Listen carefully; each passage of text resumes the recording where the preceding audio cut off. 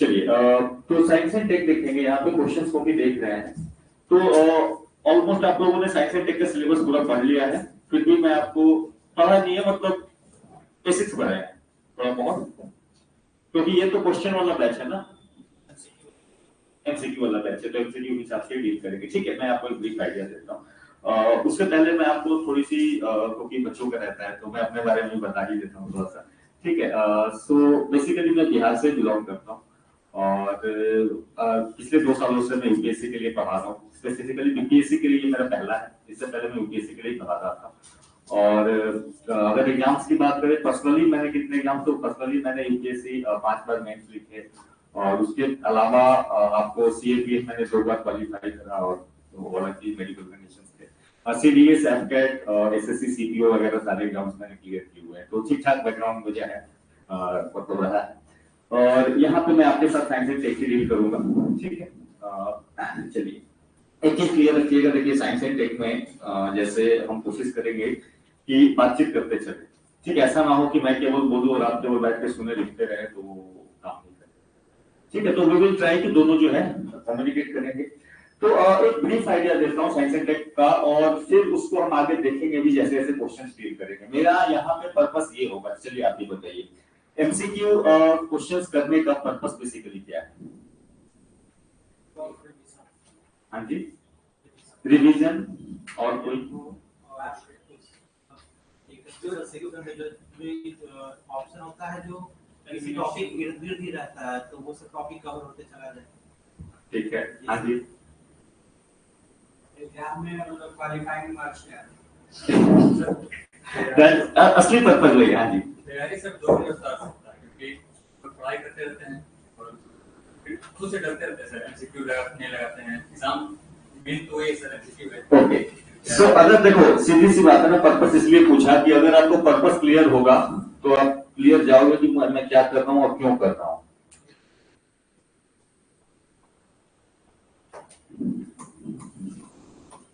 तो पर्पस, अगर basic purpose बोले तो एक तो आपका है कि रिवीजन, ये उनके लिए होता है जनरली, जैसे एग्जाम आने वाले हैं, अब 1 महीना 1.5 महीना बचा हुआ है, टाइम नहीं है बहुत ज्यादा, इतना टाइम नहीं कि हम पूरा सिलेबस पढ़ लें, तो भाई जल्दी जल्दी एमसीक्यू लगा लेते हैं, जितने भी 100-200 लग गए, अगर उसमें से एग्जाम में 1-2 भी, 1-2 से ज्यादा आएंगे नहीं, आप इतने भी लगा के जाओ, आगे तो चलो अपना काम जो है हो जाएगा, एक एक पर्पस तो आपके लिए हो जाता है डेफिनेटली। दूसरा कि आपको पता चलता है यहां से कि क्वेश्चंस कैसे बनते हैं, ये सबसे ज्यादा जरूरी है पढ़ने को। आपने 9th-10th में जो चीजें पढ़ी है साइंस टेक में, 9th-10th में ही तो पढ़ी है, उससे अलग कहां पढ़ना होता है। लेकिन जब आप क्वेश्चंस लगाते हैं तो आपको पता चलता है कि किस तरीके के क्वेश्चंस पूछे जाते हैं, या आप ऐसे कह सकते हो कि जो आप थ्योरी पढ़ते हो एक तरीके से क्लास में, जो नॉर्मल क्लासेस में पढ़ोगे, उसका एप्लीकेशन कैसे करने का है अपने को ये समझ में आता है। तीसरा थोड़ा बहुत कि एग्जाम हॉल सिमुलेशन, वो तब होगा जब आप बैठ के टेस्ट सीरीज लगाते हो। हालांकि एक कुछ चीजें यहां भी होती है, जैसे कई बार होता है एग्जाम में क्वेश्चंस दिखते हैं, साथ में ऑप्शन जो है या तो काफी क्लोज दिखते हैं, या तो पता नहीं चलता कैसे क्या चल रहा है, ये कहां से क्या पूछ लिया उठा के। वो दोनों चीजों का सिमुलेशन थोड़ा बहुत जब आप प्रैक्टिस करते हो क्वेश्चन, वो ही यहाँ पे होता है, राइट। और चौथा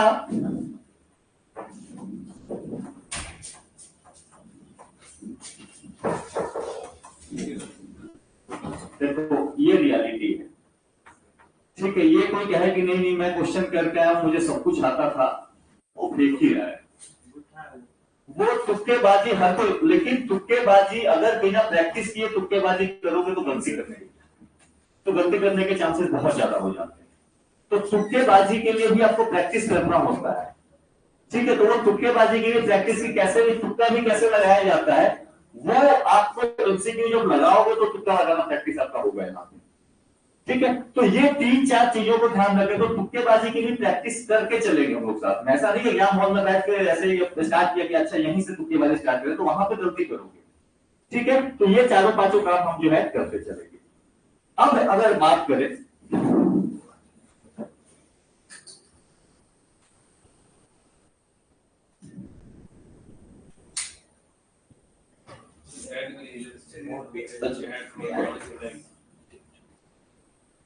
अगर साइंस एंड टेक के सिलेबस की बात करें,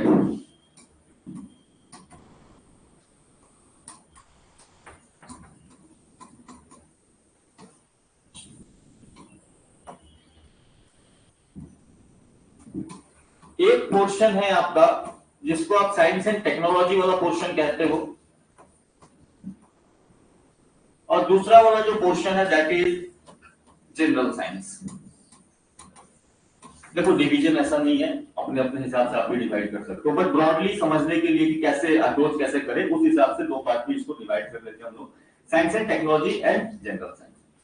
अगर साइंस एंड टेक्नोलॉजी में मैं ब्रीफली बताऊं कौन कौन से सेक्शन है, तो जिन के 3 से 4 सेक्शन यहाँ पे होंगे।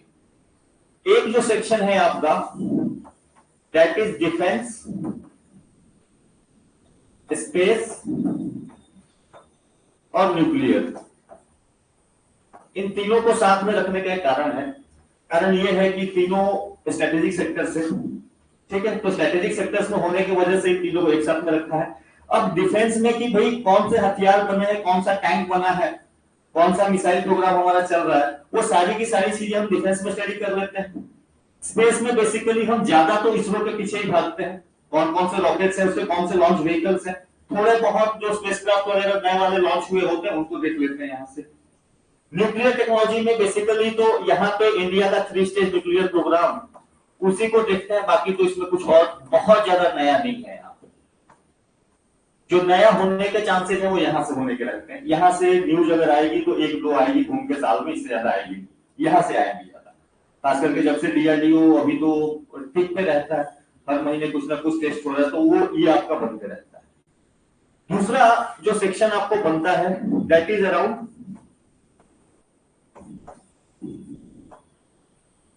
Biotechnology, right. बायोटेक्नोलॉजी अगर आप देखो तो यहीं पे आप सारी चीजें जो बायोलॉजी, बेसिक बायोलॉजी को भी यहीं पे आप डील कर सकते हो अगर चाहो तो, या चलो उसको वहां पे जनरल साइंस में डील कर लेंगे। बायोटेक्नोलॉजी में यहाँ पे जनरली जो जीन्स, जेनेटिक्स से रिलेटेड आप कह लो, जेनेटिक्स से रिलेटेड हो गया। दूसरा जो यहाँ पे आज के डेट में कुछ न्यू मेडिसिन या मेडिसिन वगैरह, medicine and vaccine.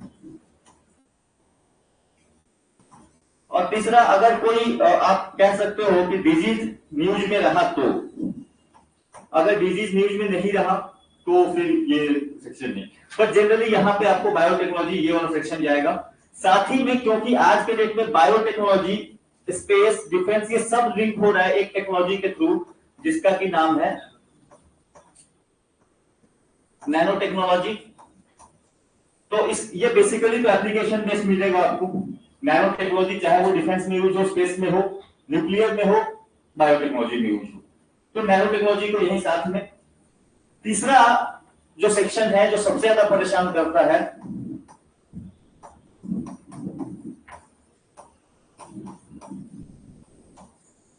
IPR computers, IPR that is intellectual property rights, क्योंकि नॉर्मली पढ़ते टाइम हम इसको छोड़ देते हैं कि वो टीचर छोड़ देते हैं गवर्नेंस में पढ़ाएंगे, कुछ छोड़ देते पॉलिटी में पढ़ाएंगे, साइंस वाले टेक वाले वो भी नहीं पढ़ाते, ये मेरा नहीं है और वो छूट जाता है, कोई नहीं पढ़ाता कि अच्छा आईपी राइट्स में भी क्या है, कुछ है कि नहीं। तो आईपी राइट्स, आईटी, कंप्यूटर्स, इसी के साथ साइबर भी आप यहीं से देख सकते हो। अब हालांकि साइबर स्पेस का कुछ हिस्सा आपको इंटरनल सिक्योरिटी के साथ भी कनेक्ट होता है जो सिलेबस है, अदरवाइज कुछ यहां से जाता है। तो ये बेसिकली साइंस एंड टेक से 1, 2 और ये तीसरा, ये 3 सेक्शंस को क्लियर करके पढ़ोगे, जब भी आप कोई टॉपिक उठाओ तो देखो कि ये तीनों में से कहीं जा रहा है कि नहीं जा रहा है, ठीक है। तो आपको पता होगा कि क्या पढ़ना है, क्या नहीं पढ़ना है, क्या छोड़ना है, क्योंकि सब कुछ कितना पढ़ोगे, लिमिटेड रिसोर्सेज से पढ़ना और इन 3 चीजों पर ध्यान लेके चलेंगे। इसके बाद बाकी जो भी क्वेश्चंस आपको बचते हैं that comes under general science, ठीक है। अब जनरल साइंस में पूछ लेगा कि अच्छा केपलर्स लॉ ऑफ मोशन क्या, किसके बारे में डील करता है, तो जो भी 9th 10th में, इससे ज्यादा नहीं, 9th 10th में जो भी पढ़ा है उतना ही पूछा जाता है इन द जनरल साइंस। अब इसमें आपको फिजिक्स, केमिस्ट्री एंड बायो तीनों हो जाएगी, या कुछ ऐसे क्वेश्चन जो पता नहीं कहां से आता है वो क्वेश्चन आने के बाद पता चलता है अच्छा ऐसा है, वो बाद में बनाना आसान होता है, एग्जाम हॉल में जब स्टूडेंट देखता है तो पता नहीं चलता कि ये कहां से आया क्वेश्चन। तो वो सारे क्वेश्चन जो जनरल साइंस या साइंस रिलेटेड होंगे वो चले जाएंगे जनरल साइंस में, और वो कुछ अजीबोगरीब क्वेश्चन छोड़ दो तो बाकी जो बेसिक्स है आपका फिजिक्स केमिस्ट्री एंड बायो, ये आप 9-10 से 10 वाले स्टैंडर्ड, उससे ज्यादा की जरूरत नहीं है, ये एकदम क्लियर रखना, कहीं जरूरत नहीं। ठीक है, तो अब रह गई कि बुक कहां से, अच्छा कौन सी बुक आप लोग फॉलो करते हैं दूसरे? हाँ देखो, अगर ये मैं जरूर कहूंगा बुक जरूर पढ़ें आप, क्योंकि जब तक आप बुक पढ़ेंगे नहीं तो आपको इन डेप्थ नॉलेज नहीं आएगी। बट हाँ, बुक जो है अगर आप लूसेंट के साथ कंफर्टेबल है, आपने पढ़ रखा है बहुत बार, उसको पहले से भी याद कर रखा है तो ठीक है, बट उसमें पॉइंट्स फॉर्म में है चीजें, क्वेश्चन आंसर फॉर्मेट्स नहीं, राइट? अगर आप कंफर्टेबल हैं तो स्टैटिक पोर्शन के लिए, यानी कि इस वाले पोर्शन के लिए यू कैन गो विद, आप लूसेंट के साथ जाइए, या फिर आप एनसीईआरटी 9th एंड 10th, सारे चैप्टर्स नहीं पढ़ने, कुछ चैप्टर्स पढ़ने, बहुत डिटेल में वहां फिजिक्स पढ़ने नहीं बैठ जाना, लिमिटेड ही पढ़ना है, अपने को एग्जाम क्वालिफाई करना है, ना कि मतलब क्या बोलते हैं साइंटिस्ट थोड़ी ना बनना है, ठीक है? तो उस माइंडसेट से ही बैठ के पढ़ना है। ये जो क्वेश्चन है आपका, यहाँ पे बेसिकली आपको मोस्टली करंट बेस्ड चलता है, जो पहला क्वेश्चन हमने देखा साइंस एंड टेक वाला। अब मार्केट में सबसे बड़ी समस्या है कि अगर आप बोले कि यूपीएससी हो या बीपीएससी हो, तो एक स्टैंडर्ड बुक है नहीं साइंस एंड टेक के लिए, कोई भी नहीं। अब टीएमएच वाली बुक आती है तो इतनी मोटी सी बुक है, अब 10 क्वेश्चन के लिए उतना मोटा पढ़ें तो time ratio, time and effort जो है वो आपको बराबर मिलेगा नहीं। तो मेरी सलाह आपके लिए यही रहेगी कि इस पोर्शन को आप करें 9th वाले बुक से, लूसेंट से, जहां से आप करते हो करें, जहां से आप कंफर्टेबल हो करें, कोई इश्यू नहीं है। ये सेक्शंस आप रखें करंट बेस पे लेकर के।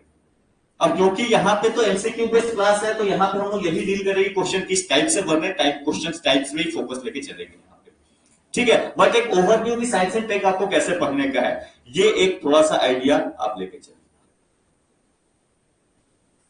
कोई सवाल हो तो जरूर पूछे, ठीक है?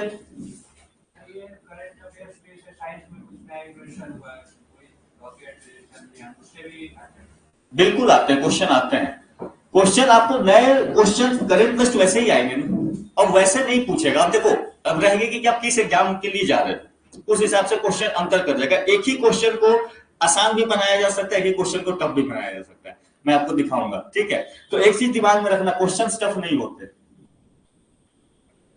ऑप्शन टफ होते हैं। नहीं होता किसके लिए? कॉम्पिटिशन एग्जाम के लिए। आज के दौर में कोई भी एग्जाम देते हैं तो लूसेंट सफिशिएंट। मैंने इसीलिए तो कहा ना कि जनरल साइंस और बेसिक करने के लिए आप कर लो लूसेंट, या आप एनसीईआरटी करो, वो ज्यादा बेहतर है, वो मैंने फर्स्ट प्रायोरिटी में इसीलिए आपको रखी। ये सही बात है, क्वेश्चन इवॉल्व कर रहे हैं, क्वेश्चन जब तक आपको अंडरस्टैंडिंग बेस्ड क्वेश्चन नहीं, अंडरस्टैंडिंग नहीं है सब्जेक्ट की, आप सोचोगे कि रट्टा मार के मैं निकाल लूंगा, तो मुश्किल क्या है, मतलब वो बहुत ज्यादा टफ हो गया है, ठीक है? तो इसीलिए चीजों को समझना जरूरी डेफिनेटली है, ठीक है? बट ठीक है, अगर आप देखो, हर किसी की अपनी स्ट्रेटेजी होती है, हर किसी की अपनी स्ट्रेटेजी होती है। अब जैसे कुछ चीजें वहां पे क्या समझोगे, अब मैं आपको इंडियन स्पेस प्रोग्राम पढ़ाऊंगा, वहां पे समझने के लिए आपके पास क्या है, वहां से क्वेश्चन क्या समझोगे मुझे बताओ? डेट्स याद करोगे, नेम याद करोगे, सैटेलाइट के नाम याद करोगे, वो क्या समझोगे? समझने वाला पोर्शन कहां पे? समझने वाला पोर्शन है जहां पे कि अच्छा ये ऑर्बिट्स कैसे काम करते हैं, इसके आप जीएसएलवी या पीएसएलवी है तो ये कैसे है, आप समझोगे तो वहां से ना। तो दैट्स माय पर्पस कि जो रट्टा मारने वाला पार्ट है, जो रट्टा मारने वाला पार्ट है वो आप लूसेंट से भी कर सकते हो, राइट? चलो, सो स्टार्ट करते हैं, हम लोग एक एक क्वेश्चन करके देखेंगे, ज्यादा नहीं करेंगे, बट अब एक चीज आप रखें जरूर, आप गलत ही सही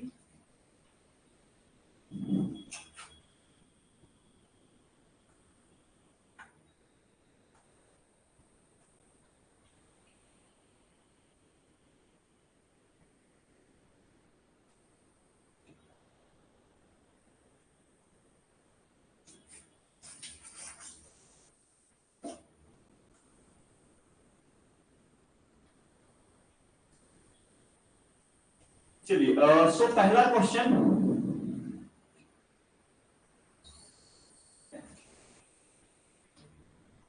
Who was the father of Indian space program? Easy question. हाँ जी, एक मिनट रुको, ऐसे नहीं, थोड़ा मजा आना चाहिए क्लास में। ए ऑप्शन किसका किसका है? ठीक है, बी, सी ऑप्शन और डी। कोई नाम ही नहीं सुना, ये कौन आ गया? कस्तूरी रंगन कुछ करके नहीं। चलिए, अच्छा, के कस्तूरी रंगन का नाम नहीं सुना किसी ने? सो देखिए, पहली चीज यहां पे कि होमी जहांगीर भाभा जिन्होंने कहा,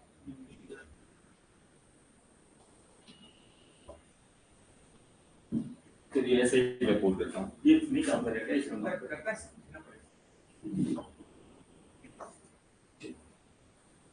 होमी जहांगीर भाभा आपको इसरो से रिलेटेड नहीं है या स्पेस प्रोग्राम से रिलेटेड नहीं है। होमी जहांगीर भाभा रिलेटेड है आपको, he was a nuclear scientist. तो इंडियाज न्यूक्लियर प्रोग्राम से जो रिलेशन है वो किसका है? वो है होमी जहांगीर भाभा। बाकी यहाँ पे जो तीनों लोग हैं, ये तीनों के तीनों लोग स्पेस से जुड़े हुए हैं, ये तीनों लोग इसरो से जुड़े हुए हैं। ठीक है, इंडिया में अगर फाउंडेशन की बात करें तो इंडियन स्पेस प्रोग्राम का फाउंडेशन या जनक किसको कहा जा सकता है? That was Vikram Ambalal Sarabhai. इन्होंने एक संस्था की स्थापना करी थी जिसका नाम था इन्कोस्टार। अब यहां पे मैं कुछ बताऊंगा, कुछ काम आपको घर पे भी जाके करना पड़ेगा। आप जाके इसका क्या करेंगे?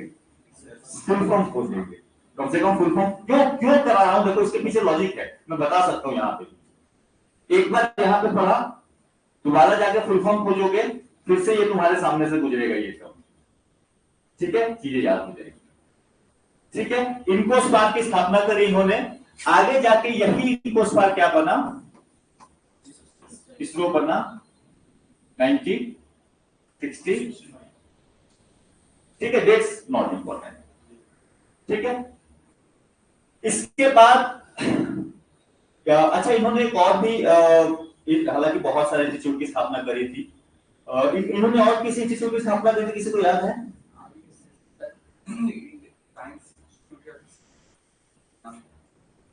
पीएसएल का नाम सुना किसी ने?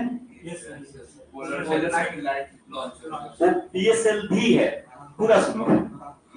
PSL, physical science laboratory. ठीक है, चलो, ये इनका सबसे पहला जो इन्होंने स्थापना करी थी, जो सबसे पहला इंस्टीट्यूट इन्होंने खोला था, that was physical science laboratory. इसके बाद इन्कोस्टार की स्थापना करी, बाद में आगे जाके वही आपको इसरो बनता है। एक चीज, हालांकि इनका रोल जो है, अब देखो, मुझे पता नहीं, यूपीएससी जो है आजकल थोड़े बहुत अजीबोगरीब क्वेश्चन पूछ लेता है। कोई यूपीएससी अटेम्प्ट किया आप लोगों में से किसी ने? किया था ना? अजीबोगरीब क्वेश्चन मिल रहे हैं आजकल, तो इसीलिए थोड़ा सा ध्यान रखते हुए चलेंगे। विक्रम अम्बालाल साराभाई का रोल जो है आईआईएम की स्थापना में भी है। ठीक है, इंडियन इंस्टीट्यूट ऑफ मैनेजमेंट जो पहला खुला था अहमदाबाद, उसमें भी इनका रोल था। ठीक है, तो जस्ट फॉर साइड इंफॉर्मेशन को कि पता नहीं ये सब इस तरीके से कहां से क्वेश्चन उठा लेते हैं, वो इसको ध्यान रखें। इनके बाद जो आपको इसरो के नेक्स्ट साइंटिस्ट चीफ बने, दैट वाज सतीश धवन। तो सतीश धवन के नाम पे सतीश धवन लॉन्च सेंटर है, कहां पे है? ठीक है, आगे क्वेश्चन आएगा, उसको वहां पे डील करेंगे। ठीक है, श्रीहरिकोटा। हाँ जी, Satish Dhawan space research centre आते हैं उसके आगे क्वेश्चन, इसलिए मैं इसको डील नहीं कर रहा हूं, यहाँ पे ध्यान रखेंगे। कृष्ण स्वामी कस्तूरी रंगन, ये भी इसरो में थे, इसरो के चीफ ये भी रहे हैं, but he was much later period में ये रहे। ये 1996 से 2003 के टाइम में रहे के कस्तूरी रंगन। ठीक है, ये ध्यान रखेंगे। तो ये इजी क्वेश्चन। विक्रम अम्बालाल, अच्छा, मूवी जो है देखते हो ना सब लोग? स्पेस से रिलेटेड कोई रिसेंट मूवी? हाँ जी, इंटरस्टेलर। अरे कब तक इंटरस्टेलर को लेके चलेंगे? मिशन मंगल, माधवन, रॉकेटरी जाके देखो, ये सारा क्लियर हो जाएगा। ठीक है, वहां पे ये कैसे बना था, पीएसएलवी कैसे बना अपना, विकास इंजन कैसे बना, ये सारी चीजें रॉकेटरी में क्लियर है। तो मूवीज देखा करो, देखें सर। अब जाके देखना स्पेस के पर्सपेक्टिव से देखना, उसको पढ़ के चीजें फिर देखना, कुछ कुछ नाम मिलेंगे वही देखना, ठीक है। चलिए इसके बाद आगे बढ़ते हैं। अगर डाउट होगा पूछते रहोगे, ठीक है। जो मिलता है जो, क्योंकि देखो ये पुराने क्वेश्चन है काफी, बट यहाँ से पर्पस है कि क्वेश्चन आ कैसे रहे। अगला question, Homi Jehangir Bhabha nuclear programme, जब बात करेंगे न्यूक्लियर की तो वहां पे को डील करेंगे। चलिए इसके बाद आती है अगला क्वेश्चन है, आर्यभट्ट वाज लॉन्च्ड ऑन।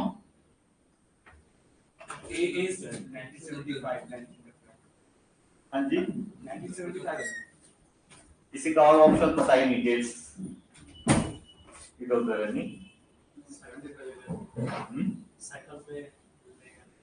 वो साउंडिंग रॉकेट था वो, ठीक है। चलो आर्यभट्ट ये ठीक है 1975, ये इसलिए था क्योंकि ये इंडिया का पहला रॉकेट था, इंडिया ने बनाया था इस रॉकेट को। इस पहली चीज, I am sorry, it was not a rocket, it was a satellite, ठीक है, वो मुझे बोर्ड में आने में टाइम लगेगा। सैटेलाइट, ठीक है वो। अच्छा ये इंडिया का पहला सेल्फ मेड सैटेलाइट था, मतलब इंडिजिनसली बिल्ट था। देखो क्योंकि ये तो पूछ लिया ना कि 1957 में 1975 में कौन सा लॉन्च हुआ था, आर्यभट्ट लॉन्च हुआ था। अगला इससे पूछना होगा तो क्या पूछेगा वो, हाँ जी। तो अगर देखो यहां पे सिंपल सी, ये ऑब्वियसली रशियन हेल्प से बना था। अगर आपको नहीं पता, मेरा पर्पस है कि एग्जाम में तुक्के कैसे लगते हैं, अगर नहीं पता होगा ठीक है, वो क्वेश्चन पूछेगा Aryabhata the first satellite of India to be launched in space was made with the help of which of the following countries, उसमें 4 नाम दे दिए। बन सकता है ऐसे क्वेश्चन, प्रोबेबिलिटी है। तो कैसे गेस करोगे कि रशिया ही था, सीधी सी बात है ना। अब हो सकता है ये स्टेटमेंट आपने कहीं ना पढ़ा हो कि आर्यभट्ट किसके मदद के साथ लॉन्च हुआ था, बट इंडिया का स्पेस प्रोग्राम किसके साथ चल रहा था उस टाइम में, किसके साथ दोस्ती थी अपनी, रशिया के साथ, ठीक है। तो एग्जाम में मेरा पर्पस यही है आपको एग्जाम में कि कैसे आप क्वेश्चंस को अगर टैकल करोगे, हो सकता है कुछ इंफॉर्मेशन ना आपको पता। क्लियर है ये। तो पहला जो था आर्यभट्ट। अच्छा इंडिया का पहला इंडिजिनियसली बिल्ट कौन सा था,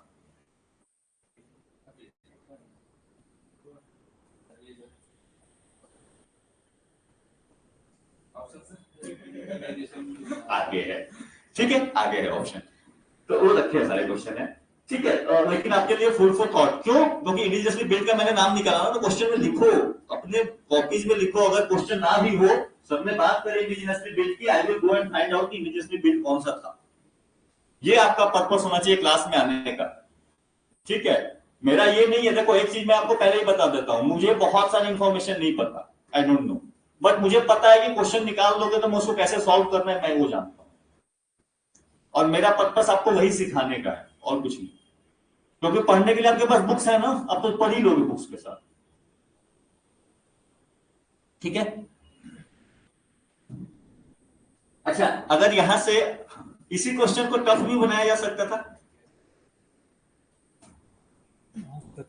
ये करना पड़ेगा।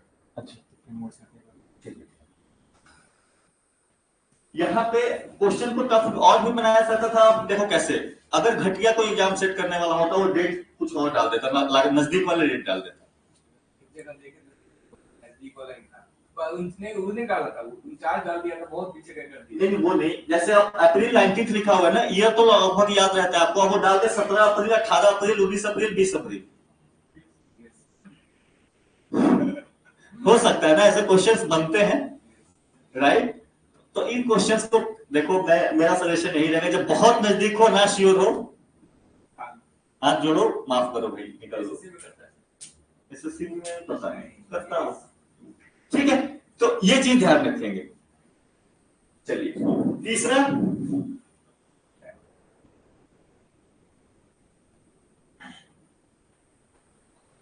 इसी से ना, उसको दो अटैक नीचे गो तो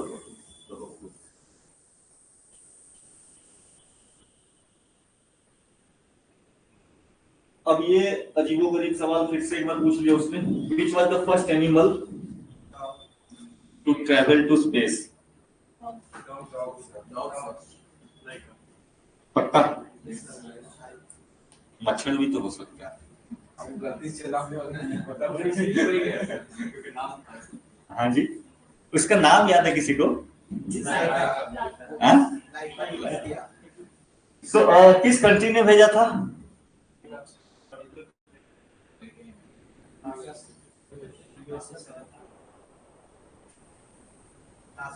पक्का श्योर?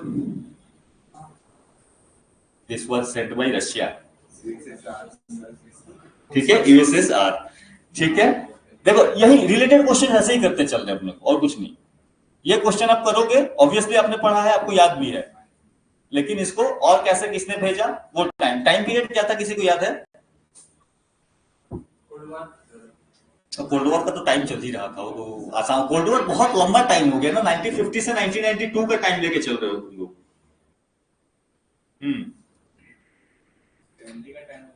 1957 लिख ले।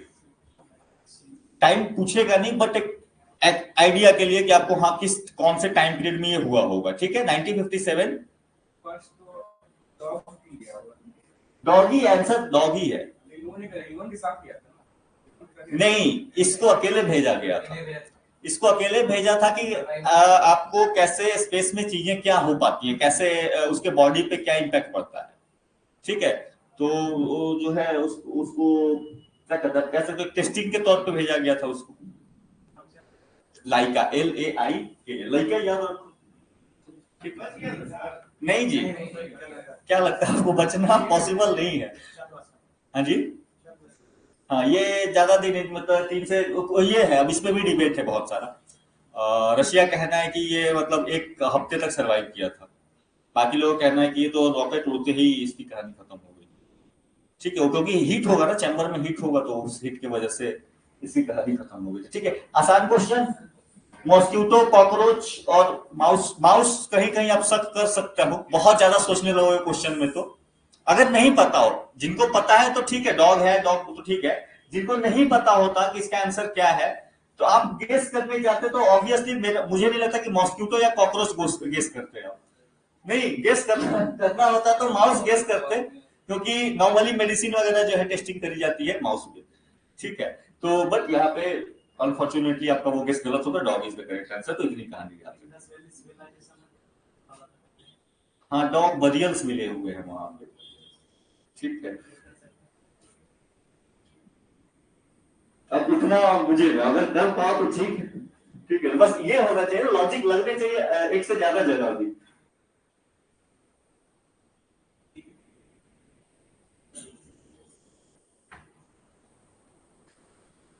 The president of Indian Space Research Organization, तो ये एक्चुअली की प्रीवियस क्वेश्चन उठा के इन्होंने दे दिया है।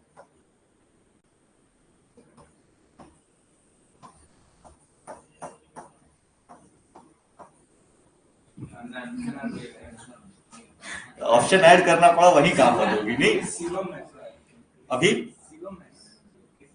कौन है बताओ? हाँ जी, अभी भी केस सीवन रखे हुए हैं। अभी इतने ज्यादा न्यूज में रहे भाई।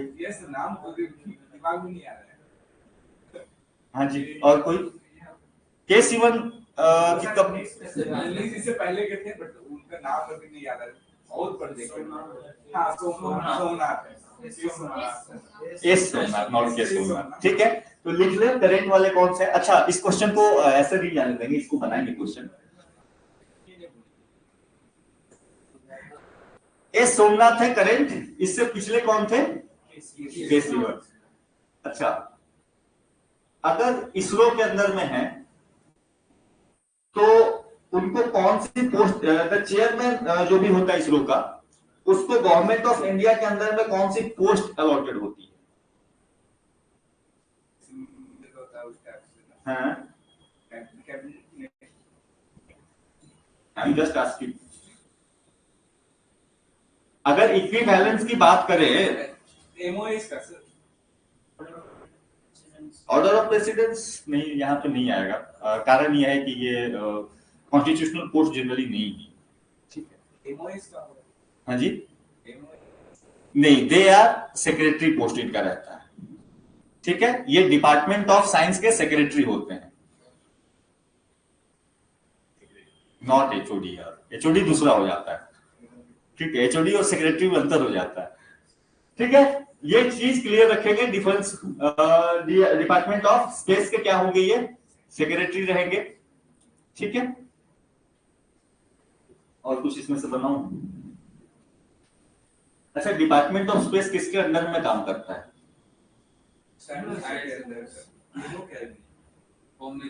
किस मिनिस्ट्री के अंदर में आता है, पहले तो ये बताओ।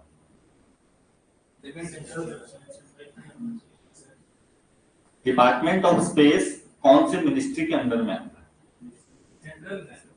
हाँ जी, सेंट्रल। तो डिपार्टमेंट स्पेस तो सेंट्रल का ही है ना। याद रखना, जनरल डीलिंग्स के लिए ministry of science and technology से होता है, लेकिन department of space directly prime minister के साथ कम्युनिकेट करता है, ठीक है। ये चीज क्लियर रखेंगे, ठीक है। लिखवा दूं क्या? लिख लिया करना है चीजों। अगर नहीं लिख पाओ, कोई लगे कि इसको कैसे लिखूं, प्लीज आस्क, मैं आपको डिक्टेट कर दूंगा, ठीक है। अच्छा, इसमें से एक और क्वेश्चन बनाते हैं। अच्छा, इसमें से सारे एक और क्वेश्चन यहां से ये बना देते हैं, रुको।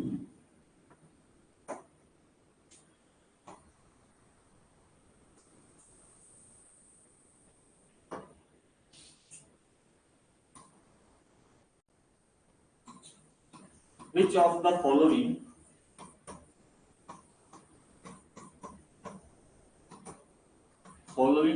person has held the post of president of ISRO, ठीक है। अभी रुको। ये है 1 2 3 4। Option A 1 2 and 3 only. Option B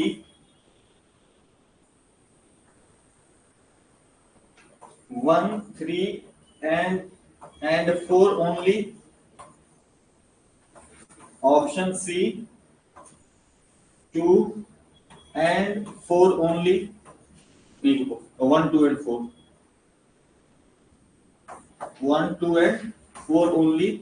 या D 1 2 3 and 4.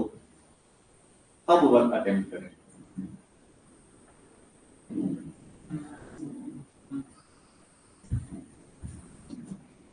अब क्वेश्चन टफ हो गया।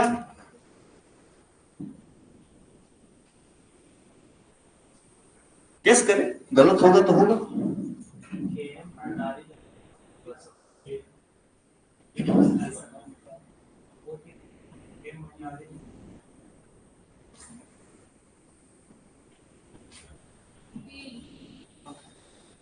B 1 3 and 4। अच्छा, एक किसका है? अच्छा, ठीक है।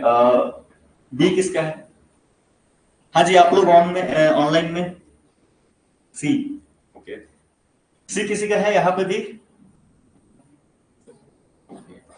एंड चारों ऑप्शन करेक्ट हैं। अच्छा, एपीजे अब्दुल कलाम इसरो में रहे थे क्या? सॉल्व हो गया आपका क्वेश्चन, ठीक है। इसरो के पोस्ट में इसरो में थे, कुछ दिनों ने काम जरूर किया था, बट फिर वो छोड़ के चले गए थे। जाके कौन सी मूवी देखोगे? तो ये ध्यान रखेंगे, he was not the chairman of. ये ऑप्शन जैसे ही आपने एलिमिनेट किया, हो गया ना आपका काम,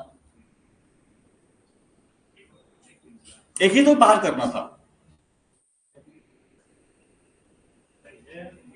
ठीक है, तो ऐसे भी क्वेश्चंस निकलेंगे।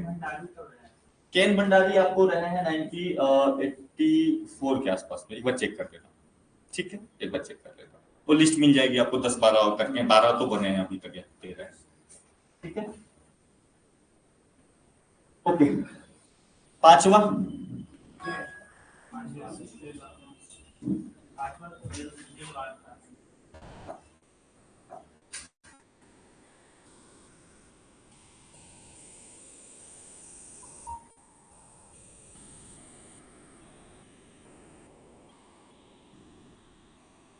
हाँ जी,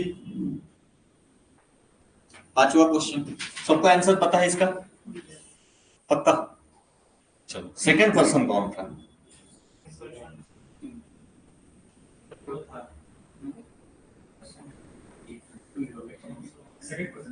हाँ जी, फर्स्ट पर्सन तो सबको याद रहता नहीं, नील आर्मस्ट्रॉन्ग। वो फर्स्ट इतना पूछे, हम मूवी में भी डायलॉग आ रहा है ना कि फर्स्ट का नाम सबको याद रहता है, सेकंड किसी को नहीं याद रहता। बताओ सेकंड वाला। नहीं, ऑप्शन नहीं है, ऑप्शन नहीं। हाँ हाँ, बस ठीक है।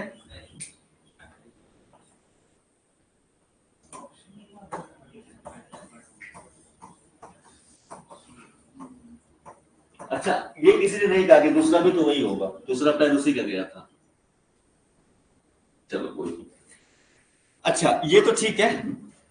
इसमें से एक और पर्सन है जो उसी फ्लाइट में गया था जिसमें ये दोनों भी गए थे। दैट वाज माइकल, ये याद रखेंगे, माइकल कॉलिंस। ये भी जो जिस स्पेस फ्लाइट में आपको आर्मस्ट्रॉन्ग और बज एल्ड्रिन गए थे, उसी स्पेसक्राफ्ट में माइकल कॉलिंस भी गया था, but Michael Collins didn't landed on moon. ठीक है, वो ऑर्बिटर में था, but he was this 3 people, ये 3 लोग एक साथ सबसे पहले गए थे मून के लिए, ये ध्यान रखेंगे, उस मिशन का हिस्सा था। तो क्वेश्चन कैसे बनेगा अगेन? ठीक है, प्रीवियस क्वेश्चन आपको दिखाया, which of the following were part of the moon mission in which Neil Armstrong landed first time on the moon, या human landed first time on the moon, और 4 option questions बन गए। ठीक है, तो ऐसे करके क्वेश्चन। अच्छा, इसमें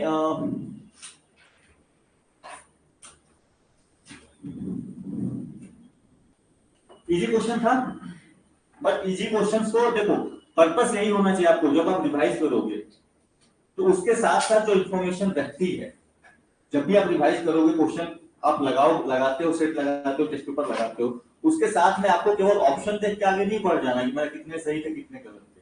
उसके साथ की जो इंफॉर्मेशन इंपॉर्टेंट होती है उसको भी साथ में लेके चलना होता है, वो सारे के सारी चीजें इंपॉर्टेंट होती है। ठीक है, तो उससे क्या होगा कि आपका बेस जो है वो बढ़ता चला जाएगा, आपके पास इंफॉर्मेशन, कम क्वेश्चन लगा के ज्यादा इंफॉर्मेशन आपके पास। ठीक है,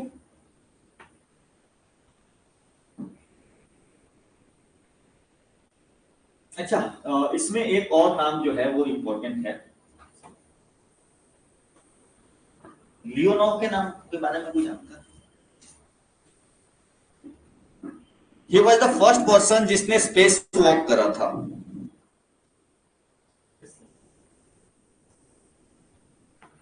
मून वॉक नहीं, स्पेस वॉक। ठीक है, स्पेस वॉक यानी कि जो स्पेस फ्लाइट गई थी, he spend some time outside the spacecraft, spacecraft से बाहर कुछ समय जो है इसने बिताया था। तो first person to do the space walk, ये चीज मेंशन कर लें आप। ये है सर,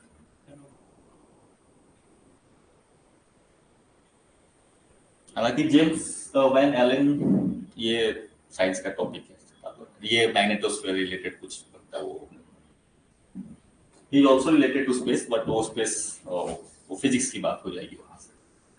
ठीक है,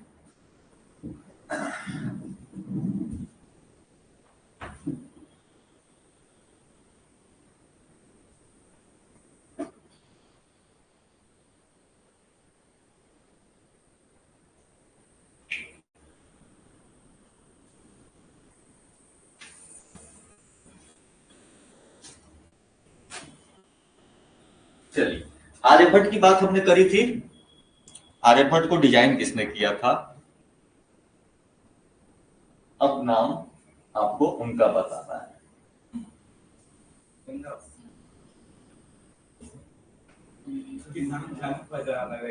नाम सुना सुना सा लग रहा है, नहीं? CN Rao. CN Rao space scientist थे नहीं।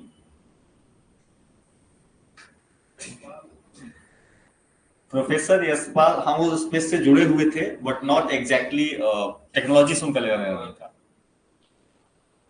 चलो, 2 ऑप्शन एलिमिनेट हो गए। हाँ जी,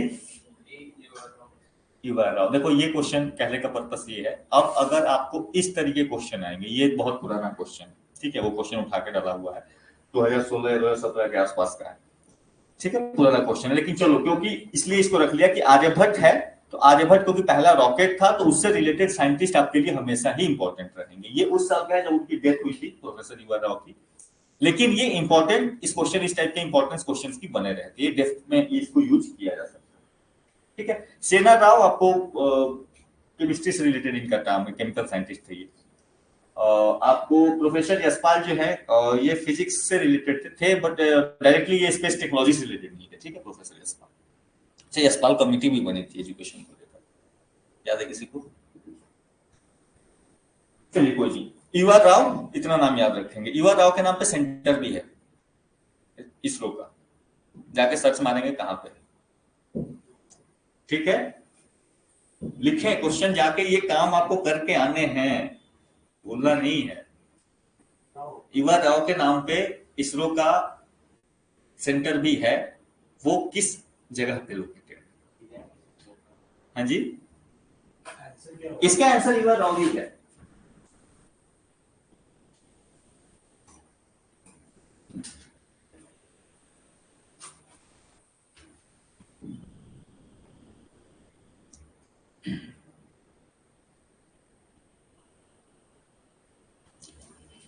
डन? हाँ जी, बहुत लंबा जीवन जिए सर। क्या लंबा? जीवन बहुत लंबा रहा। हाँ, तो क्या इसमें इनकी गलती थोड़ी है?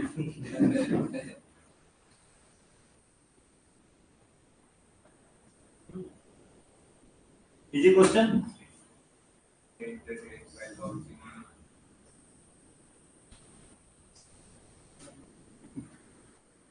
हाँ जी, बताइए।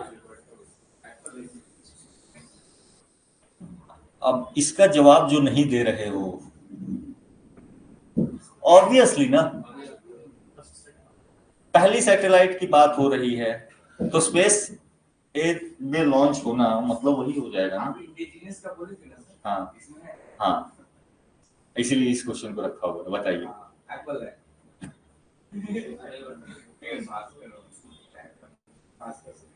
दैट इज भास्कर, ठीक है। एप्पल तो सेव हो गया हिंदी में से। आर्यभट्ट आपको पहला सैटेलाइट था जो रशिया की मदद से लॉन्च हुआ था। भास्कर जो था वो इंडिजिनस कंपोनेंट थे, कंप्लीटली इंडिजिनस नहीं था। अगेन ध्यान रखेंगे, नॉट कंप्लीटली इंडिजिनस, कुछ मॉड्यूल्स उसके डिजाइन हुए थे इंडिया में, ना कि सारे, ठीक है। एप्पल से कोई लेना देना नहीं है, उनको ऑप्शन फिल करना था, कुछ कर दिया। अग्नि मिसाइल, ठीक है।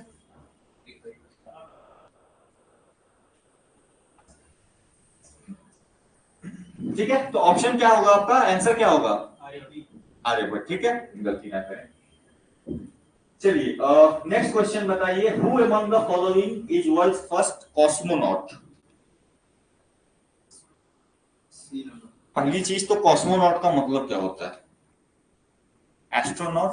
एप्पल भी है लेकिन कम्युनिकेशन सैटेलाइट है।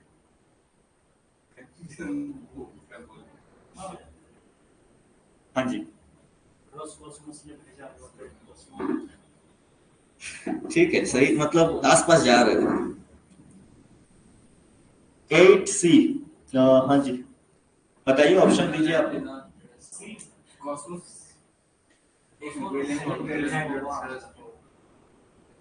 Valentina Tereshkova.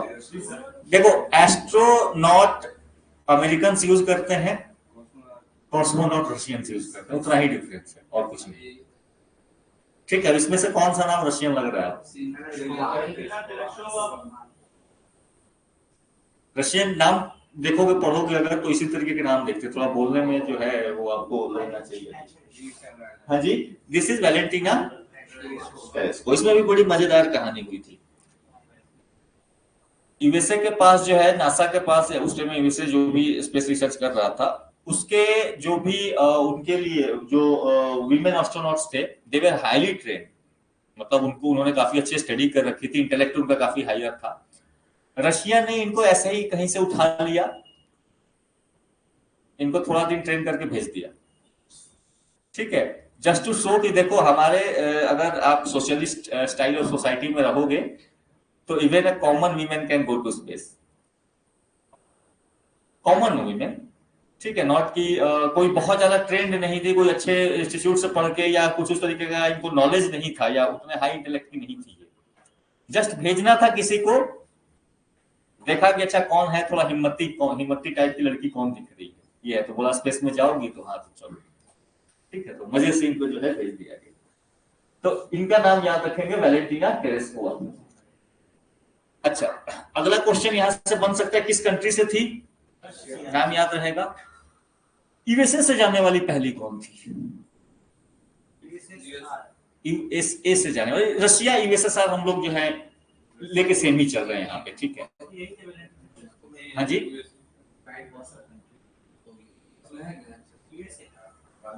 यूएसए के कंट्रीज मतलब यूएसए से जाने वाली फर्स्ट विमेन एस्ट्रोनॉट कौन थी? हाँ, ऑप्शन में है। अरे कैसे गेस किया? नाम से अंग्रेज लग रहे थे।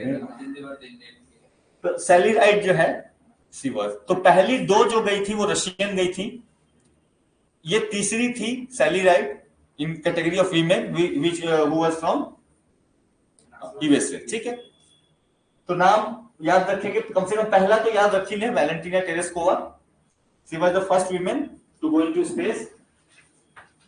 सैली राइड जो थी ये यूएसए की पहली थी, ओवरऑल वर्ल्ड में ये तीसरी थी। ठीक है, सेकंड भी रशिया की थी, अब जाके सर्च करो कौन सी थी।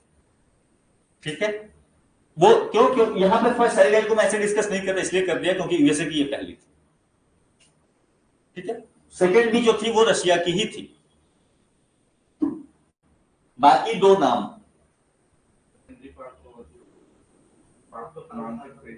बछेंद्री पाल को किस लिए जाना जाता है बीच में? हाँ, तो इनकी अचीवमेंट्स कुछ बताएंगे आप?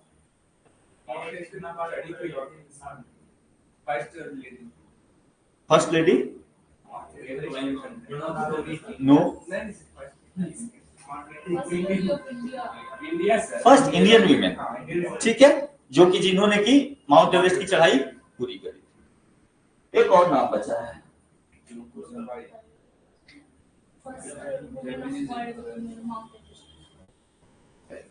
ठीक है, so Junko Tabei is the first women to climb the summit of Mount Everest. हाँ जी, from Japan. Not only that, she was also the first women जिन्होंने कि 7 कंटिनेंट्स के सातों टॉलेस्ट माउंटेन्स पे, कह सकते हो हाईएस्ट पीक्स पे चढ़ाई पूरी करी थी। हाँ, ठीक है, तो इनका दूसरा इंफॉर्मेशन ये भी आप याद रखेंगे जिनको पहले था। ठीक है, तो 7 continents,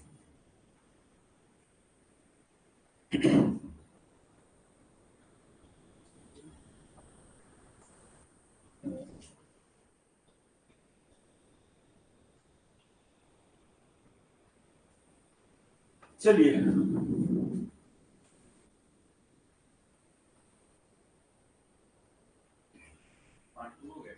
sorry,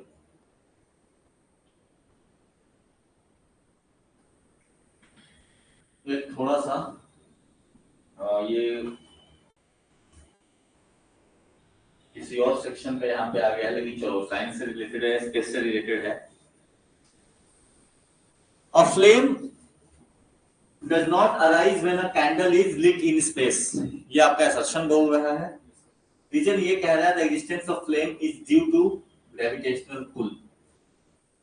now options assertion and reason के बेसिस पे कि पहला सही है, दूसरा सही है, और दूसरा जो है पहले को सबसे मतलब अच्छे तरीके से एक्सप्लेन करता है।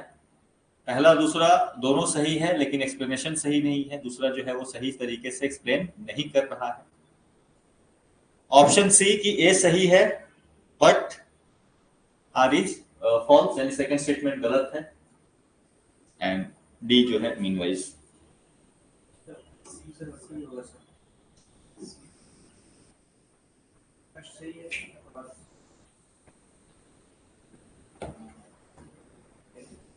चलिए पोलिंग करा लीजिए। नहीं, आज वोटिंग पड़ ही रही है, वोट हो रही है ना।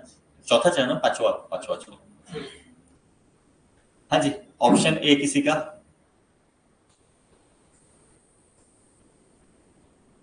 मतलब ऐसे है कि ऐसे है, ये बताओ। ये ठीक है। Option B, C is true और इज फॉल्स। ऑप्शन डी किसी का? अच्छा, कोई एक्सप्लेन कर सकता है क्या? गलत करो कोई बात नहीं। सर स्पेस में एयर नहीं है तो फ्लेम नहीं होगा सर। एयर नहीं सकता तो स्पेस में ऑक्सीजन नहीं है ना। किसने कह दिया? किसने कह दिया कि नहीं है? ये स्पेस किस तरह का बात कर रहे हैं? मतलब ब्लैंक स्पेस या फिर स्पेस में कोई चेंबर है इसमें ऑक्सीजन? दोनों कंडीशन हो सकती हैं। कुछ नहीं कहा ना क्वेश्चन में। ऑक्सीजन है तो उसमें तो आ जाएगा सर। भले ये कंटेस्टेड क्वेश्चन है काफी ज्यादा, ठीक है, बट फिर भी मैं आपकी रीजनिंग जानना सोलर चाहता फ्लेम भी तो होता है सर, स्पेस में कहां से फिर भी तो आता है। हूँ। वो दूसरी चीज है, सोलर फ्लेयर दूसरी चीज है।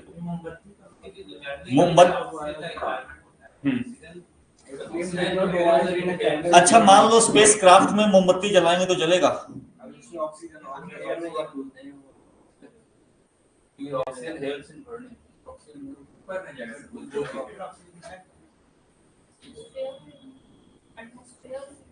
एटमॉस्फेयर के बाहर कैंडल नहीं जलना चाहिए, राइट?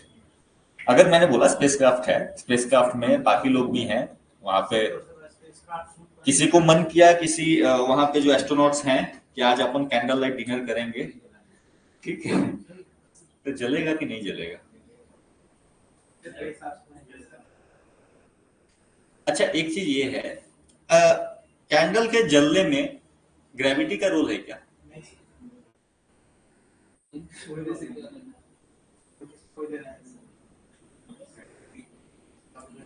देखो, ये क्वेश्चन मैंने बताया ना, काफी कंटेस्टेड क्वेश्चन है। इसका सही आंसर मुझे भी नहीं पता। मैं आपको इसके टर्म्स बता देता हूं कि क्या है, इसकी एक्चुअल रीजनिंग क्या है। देखो, अगर सिंपल सी बात करें, अ flame does not arise when a candle is lit in space, open space की बात हो, ठीक है, एयर एब्सेंट है, उस जितना कंसेंट्रेशन में चाहिए जलने के लिए एब्सेंट है, नहीं जलेगा। स्पेस क्राफ्ट के अंदर की बात करें, एक ऑप्शन हो सकता है ना, क्योंकि कैंडल जलाएगा कौन?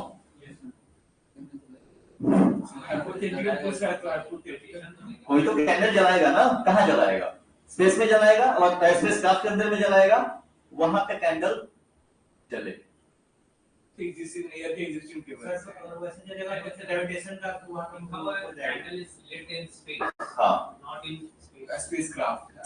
अरे बाबा, तो स्पेसक्राफ्ट कहाँ पे है? सर हो सकता है स्पेस वॉक के लिए गया हुआ, बाहर चला रहा। रुक जाओ।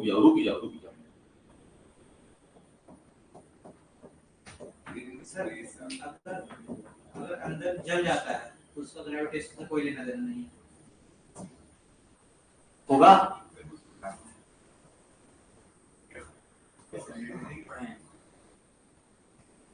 देखो, मुझे रीजनिंग नहीं आती, बट मैंने बस समझाने के लिए बता दिया। So I am just taking a hypothetical question. हो सकता है ना ये। मैं ये नहीं कह रहा हूँ कि ये साइंटिस्ट की डिस्कशन नहीं है। मैं एज ए स्टूडेंट सोच रहा हूँ, तो मैं ये बैठ के सोच सकता हूँ कि कौन जलाएगा, अभी कहाँ जलाएगा। तो स्पेस क्राफ्ट में फ्लेम जल सकता है, बट वो फ्लेम जैसा धरती पे जलता है वैसा नहीं जलेगा। अब होता क्या है, देखो बेसिकली क्या होता है, अब ग्रेविटी का रोल है कि नहीं है इस पे सवाल है। स्पेस में कैंडल चल सकता है, तो एक ऑप्शन डायरेक्टली यही हो जाएगा कि ये ऑप्शन जो है यही गलत हो गया ना, पहला स्टेटमेंट ही गलत हो गया, तो सवाल तो यही खत्म हो गया। लेकिन अब अगर एक बात हम मान के चले कि चलो स्पेस में, आपने जैसा उन्होंने सिंपल सा सोचा कि भाई स्पेस में ही नहीं जलेगा, स्पेस का आपको बाहर जलाएंगे तो जलेगा ही नहीं, तो दैट इज ऑल्सो करेक्ट। तो उस हिसाब से आपके सोचने का लाइन ऑफ थॉट वो भी जा सकता है। अब आते हैं बात, यहाँ पे मेरा जो पोर्शन है, मुझे जो डिस्कशन करना है वो ग्रेविटेशनल के साथ करना है। ग्रेविटेशन का और कैंडल का क्या रिलेशन होता क्या है।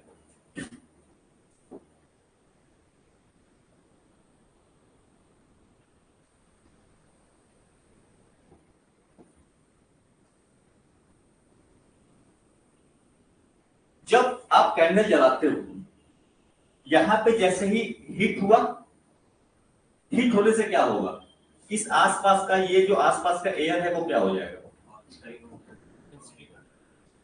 वार्म होगा, यानी कि इसकी डेंसिटी क्या होगी, डेंसिटी कम हो जाएगी। डेंसिटी कम हो जाएगी तो ये एयर क्या करता है, ऊपर की तरफ जाता है, राइज करता है, और यही क्योंकि एयर राइज करता है, यही कारण से ये वाला शेप बनता है। ये चीज पहले ध्यान रखना, ठीक है। ये जो आपका कैंडल का ये टाइप ऑफ शेप बन रहा है, ये इसीलिए बन रहा है, क्यों, क्योंकि एयर राइज कर रहा है। लेकिन एक चीज और है, राइज या फॉल ये रिलेटिव होता है टर्म, राइट। अब क्योंकि ये एयर यहाँ पे राइज कर रहा है, इसके ऊपर तो ये राइज हो रहा है, नीचे वाले एयर ये तो डेंसर है ना, ये क्यों नहीं ऊपर जा रहे हैं, ग्रेविटेशन की वजह से। मैं आपको ये दिखाना चाहता हूं, उसने क्वेश्चन में ग्रेविटेशन को लिंक किया होगा तो कहां से किया होगा, डायरेक्टली कहीं से नहीं है क्वेश्चन में ग्रेविटेशन का लिंक। लेकिन लाइन ऑफ थॉट ये हो सकती है क्योंकि ये एयर डेंसर है and this air is not rising, this is not rising because of what, gravity. अब क्या होता है स्पेस में, स्पेस में जो लॉ जलती है ऐसे नहीं जलती है। स्पेस में जब लॉ जलेगी वो ऐसे गोल जलेगी, क्योंकि वहां पे ये प्रोसेस नहीं हो रहा है। लोअर जो डेंसर एयर है वो नीचे नहीं जा रही है, जो वार्मर एयर है वो ऊपर नहीं जा रही है, क्योंकि वहां पे ग्रेविटेशन नहीं है। तो स्पेस में ये एक्टिविटी, क्योंकि स्पेस में ये एक्टिविटी नहीं होती है, इसी वजह से स्पेस में इस तरीके का शेप भी आपको, जो लाइट है या फ्लेम है उसका इस तरीके का शेप नहीं बनता। वो जलता जरूर, जलता वो जरूर है, लेकिन ये प्रोसेस नहीं होता है, ठीक है। अब इसीलिए मैंने बोला कि ये क्वेश्चन बहुत ज्यादा कंटेस्टेड है, इसका सही आंसर आई डोंट नो। बात समझ में आ रही है, कॉन्सेप्ट मुझे जो आपको समझाना था वो कॉन्सेप्ट इसके पीछे क्या है। तो अब इतना लंबा सोच के आंसर लगाना, और ये जरूरी नहीं है ना कि पता ही हो, तो ये इस तरीके के भी कुछ क्वेश्चन आपको मिल सकते हैं। तो ये इस तरीके के क्वेश्चन आपको छोड़ने के लिए हो, मैं आपको यही सजेस्ट करूंगा, क्योंकि ये क्वेश्चन इस पे या तो ग्रेस मार्क्स मिलेंगे, ये वो तो ये क्वेश्चन होते हैं जिसपे ग्रेस मार्क्स मिलते हैं, ये कंटेस्ट हो जाएगा क्वेश्चन पर, क्योंकि ये अपने आप में स्टेटमेंट पूरा नहीं है। पहला स्टेटमेंट आपको अपने आप में ही अधूरा है।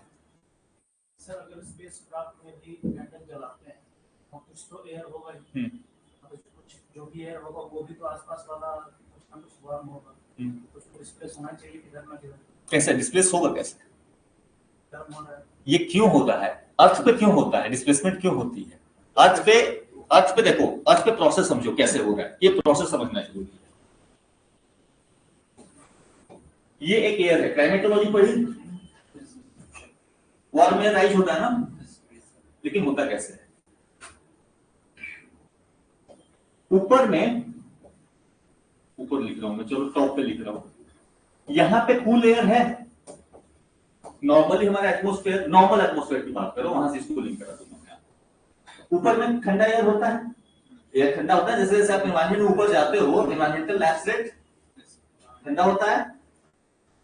जहां पे एयर वार्म होती है, एयर वार्म होने के बाद राइज होती है, ये क्यों होती है? ये हल्की होगी डेंसिटी, तो क्या इस डेंसिटी, देखो दो चीजें चल रही है यहाँ पे, ये केवल हल्की होने की वजह से नहीं जा रही है ऊपर, क्योंकि इसकी डेंसिटी हेवी हो गई।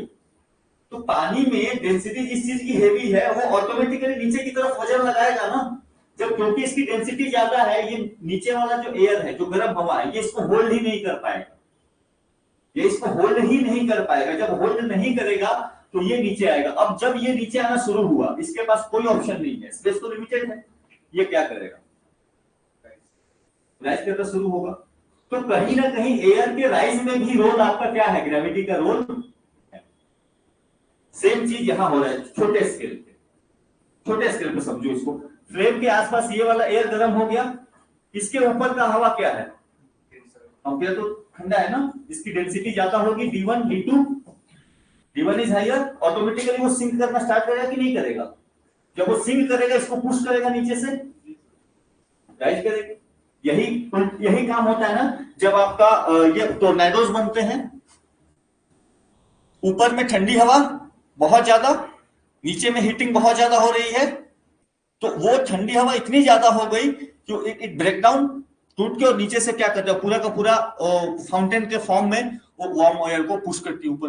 वही तो टोर्नेडो बनता है, इससे गोल गोल तरीके से। सेम काम ये भी चलता है। क्लियर ये चीज? अब इसलिए मैं आपको इस क्वेश्चन का आंसर नहीं बता रहा हूं, क्योंकि कंटेस्टेड है। जो कहानी थी पूरी की पूरी, अपने कहानी समझ लिया, ये कैसे काम करते हैं, इससे रिलेटेड जो कॉन्सेप्ट है वो कॉन्सेप्ट समझ लिया। ठीक है, चलिए, किसी को डाउट, कुछ कोई सवाल?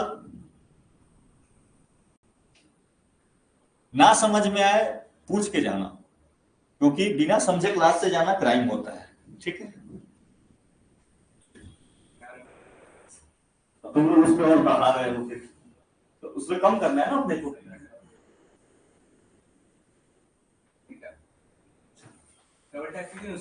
किस लिस्ट में? अच्छा, स्लाइड कर चेंज करने का भी ऑप्शन आ रहा है। अच्छा, थैंक यू। अब जो है इजी क्वेश्चन, जिन्होंने मार्क्स, जिनको अच्छे नहीं आए हैं अभी तक, अपने मार्क्स फुल। हाँ जी, मुझे भी नहीं पता, मैंने वो क्वेश्चन मुझे भेजा गया कि आप डिस्कस करा दो, तो ठीक है। अब इसमें अगर गलती करोगे, ठीक है, तो ऐसा कोई है क्या जिसको इसमें भी डाउट है?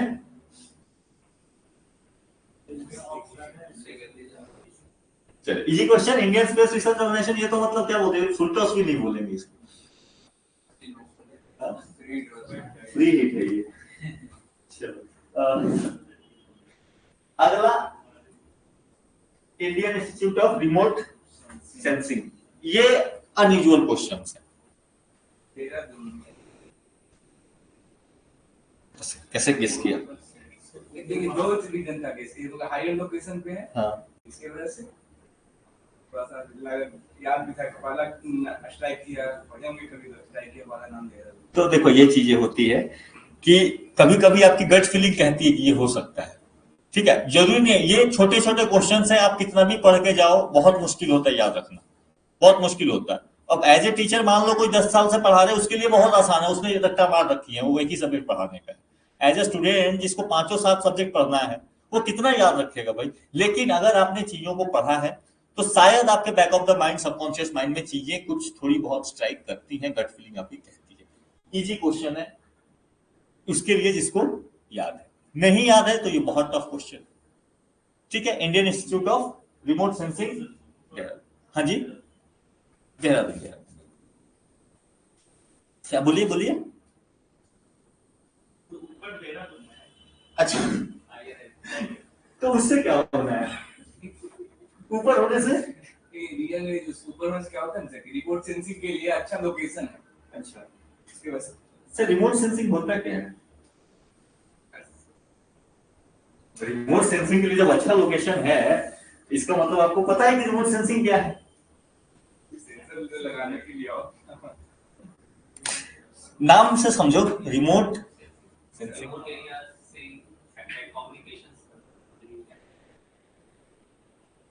और कोई अपना इनपुट दे। गलत होगा, क्या हो गया, गलत होने दो। रिमोट सेंसिंग टर्म देखो, ये इसलिए करा रहा हूं, कई बार एग्जाम में ऐसे टर्म आपको मिल जाते हैं ना जो आपने सुने ही नहीं है कभी, पता नहीं कहां से ये पूछ लिया ये टर्म। सैटेलाइट से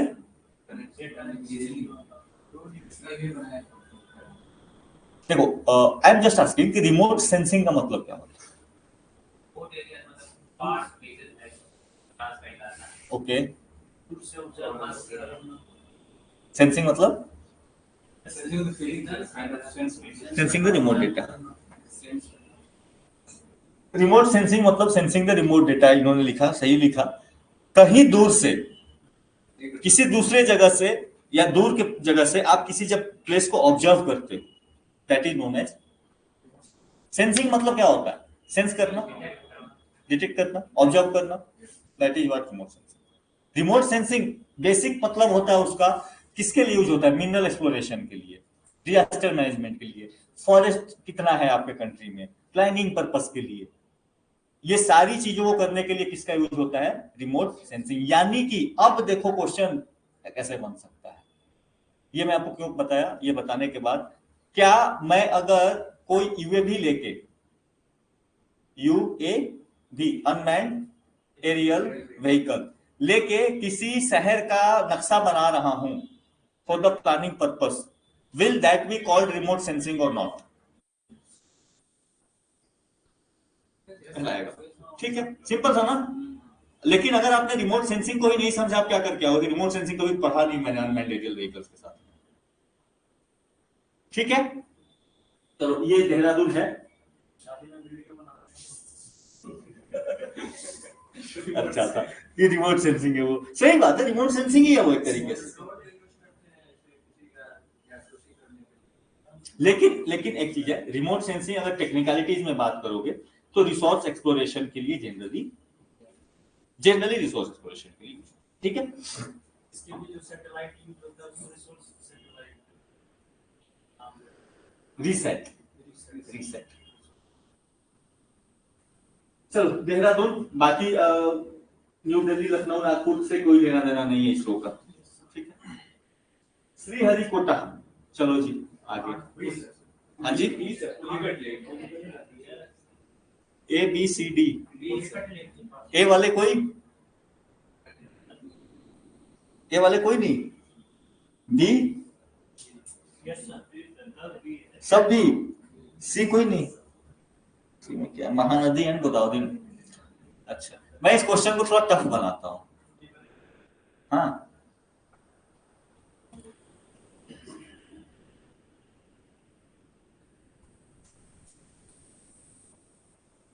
चलो हालांकि ज्योग्राफी हो जाएगा, वो बचेगा नहीं साइंस एंड टेक का, ठीक है। चलो कर लेते हैं। Starting from Sriharikota island, arrange the following in north to south, sorry south to north. ये सब क्लास में जाएगा,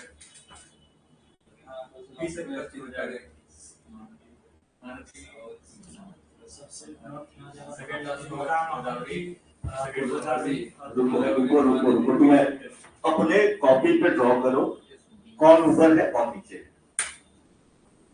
ठीक है। नॉर्थ टू साउथ अरेंज करोगे ना। पुलिकेट तो सबको याद था। इसमें एक और लेख डाल दूं क्या? चलो पहले चार पे अरेंज करो, फिर अरेंज करवाऊंगा। देखो पर्पस है कि आप इंगेज हो, आप चीजों क्वेश्चंस के साथ विजुअलाइज हो, मेरा पर्पस बस उतना ही है। हाँ जी,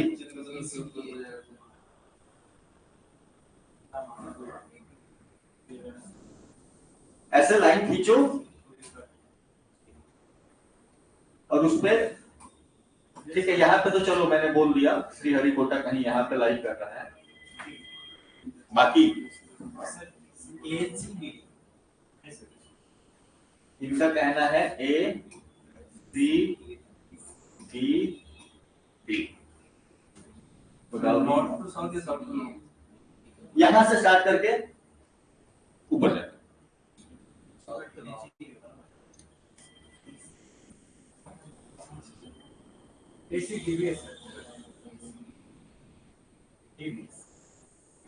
गोदावरी पुलिकट लेक, मतलब पुलिकट लेक गोदावरी के ऊपर है कि नीचे है? गोदावरी से साउथ में है कि गोदावरी के नॉर्थ में है?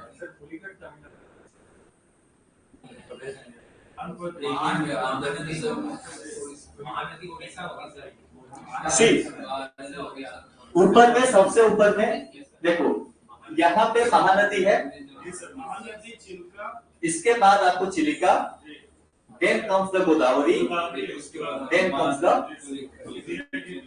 ठीक है। अच्छा, एक लेक इसमें और डाल देता हूं मैं,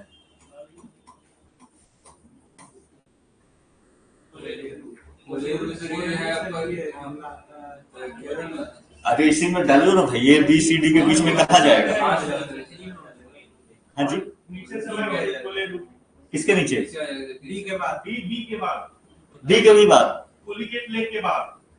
अच्छा, पुलिकट लेक से नीचे, हाँ, सी ए डी बी के बाद लास्ट में वो आ जाएगा। और किसी कोई अल्टरनेट देना चाहता है इसका? चलो, ये ज्योग्राफी पढ़ा नहीं है, उससे ज्यादा टाइम नहीं लूंगा। कोलेरू वहां जाएगा, गोदावरी एंड कृष्णा के बीच में। हाँ, पुलिकट भी आंध्र प्रदेश में है, कोलेरू वहीं पे है। ठीक है, एक बार जाके चेक करो। ठीक है, चलिए। श्रीहरिकोटा आइलैंड किस लिए फेमस है, क्यों? सैटेलाइट लॉन्च सेंटर है, रॉकेट लॉन्च सेंटर है श्रीहरिकोटा। किस स्टेट में है? आंध्र प्रदेश। ठीक है, छोटे छोटे क्वेश्चंस भी हैं, बट कभी कभी जो है ना याद रहने पे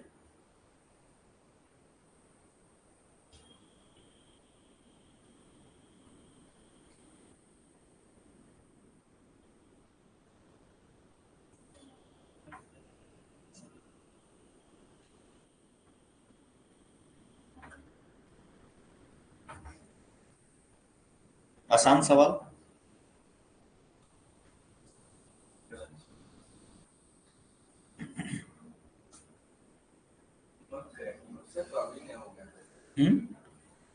national remote sensing centre Hyderabad, NRSC। हाँ जी, क्या गलत है सही है ये बताइए?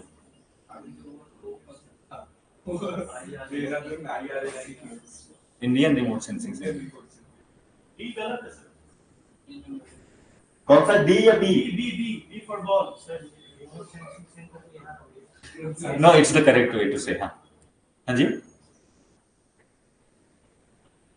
वो इंडियन था, नाम अलग है, ये नेशनल है।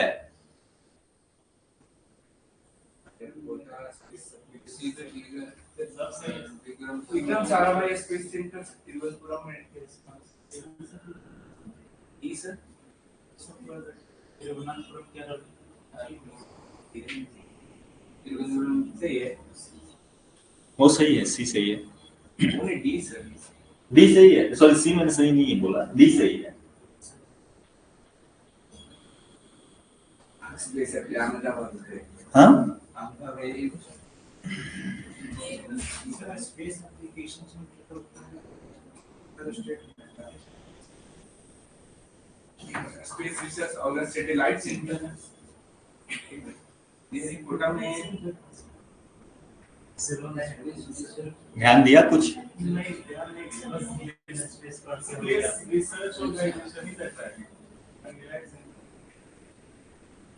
नहीं समझ में आया अभी भी? कम यहाँ पे फंसा हुआ था आपका। अभी तो श्रीहरिकोटा की बात करी हमने, क्या होता है? सैटेलाइट लॉन्चिंग स्टेशन है ना, सतीश धवन स्पेस सेंटर, उसी का नाम है। याद है सबको? श्रीहरिकोटा में जो सेंटर नाम, उसका नाम क्या है? Satish Dhawan space centre. ठीक है, तो ये चीज भी याद रखेंगे। But that is a rocket launch facility, वहां पे सैटेलाइट को लेकर के कुछ नहीं है। ठीक है, बाकी बिटवीन द लाइंस आपको पढ़ने पड़ेंगे, ऑब्वियसली पढ़ने पड़ेंगे, और आसान से पढ़ोगे तो आसानी से बन जाते हैं क्वेश्चन। ठीक है, सैटेलाइट सेंटर यानी जहां पे सैटेलाइट रिलेटेड आप सैटेलाइट की असेंबलिंग कर रहे हो या उस पर लेकर रिसर्च कर रहे हो, वो सारी चीजें होंगी। पर श्रीहरिकोटा उसका पर्पस नहीं है, श्रीहरिकोटा लॉन्च स्टेशन। ठीक है, बाकी आपके ऑप्शन सही है। Vikram Sarabhai space centre, that is Thiruvananthapuram, that is correct. National remote sensing centre Hyderabad. तो ये जो है रिमोट सेंसिंग, जो भी सारे सैटेलाइट्स आपको डेटा वगैरह इकट्ठा होते हैं उसको एनालाइज करना एंड उस पर फर्दर आपका इनको एनालिसिस करने के बाद उससे क्या उनको निकल के आता है, वो सारी चीजों को इकट्ठा करके बताना, that work is done by this national remote sensing centre. इसके अलावा space application centre that is Ahmedabad. तो स्पेस एप्लीकेशन, मान लो सैटेलाइट लॉन्च कर दिया आपने, उससे रिलेटेड क्या क्या चीजें हम जैसे कि मान लो रिमोट सेंसिंग ही किया, डेटा जो आया उस डेटा को और क्या किसी पर्पस के लिए यूज कर सकते हैं क्या, या कम्युनिकेशन कर रहे हैं तो कम्युनिकेशन करने के लिए किस तरीके के सैटेलाइट्स हमको चाहिए, किस तरीके के बैंड फ्रीक्वेंसी चाहिए, वो सारी चीजें डेवलप करने का काम जो है that is done by this space application centre. यानी कि स्पेस को हम कैसे यूज, देखो टर्म्स से सिंप्लीफाई करके याद रखो, स्पेस टेक्नोलॉजी को हम अप्लाई कैसे करेंगे अपने डे टू डे यूज में, that work is done by this space application centre. National remote sensing satellite, तो जो भी आपका डेटा इकट्ठा हो रहा है उसको कलेक्ट करना और उसके बेसिस पे अपना अपना इनपुट देना, या कह सकते हो कि चीजों को जज करना, that is done by this NRSC. Vikram Sarabhai space centre, ये एक हब है, यहाँ पे डेवलपमेंट होता है, यहाँ पे this is the R&D centre, ये भी है, दिस इज रिलेटेड टू आपको रॉकेट्स के लिए जनरली, ठीक है। और Indian space research organisation satellite centre, ऐसा कुछ है नहीं, ठीक है, ऐसा कुछ है ही नहीं, पहली बात ये, ठीक है। चलो अब जो है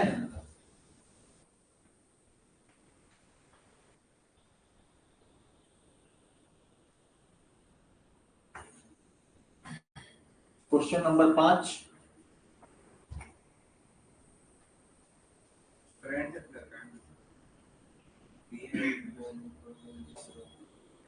बताइए।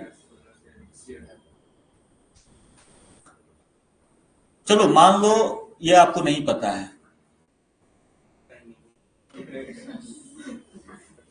ठीक है, नहीं पता है, लेकिन एग्जाम में इसी क्वेश्चन पे फंसा है, अगर कर दिया तो लिस्ट में नाम क्लियर है, नहीं किया तो फंस गए। इस जुनून के साथ गेस करो।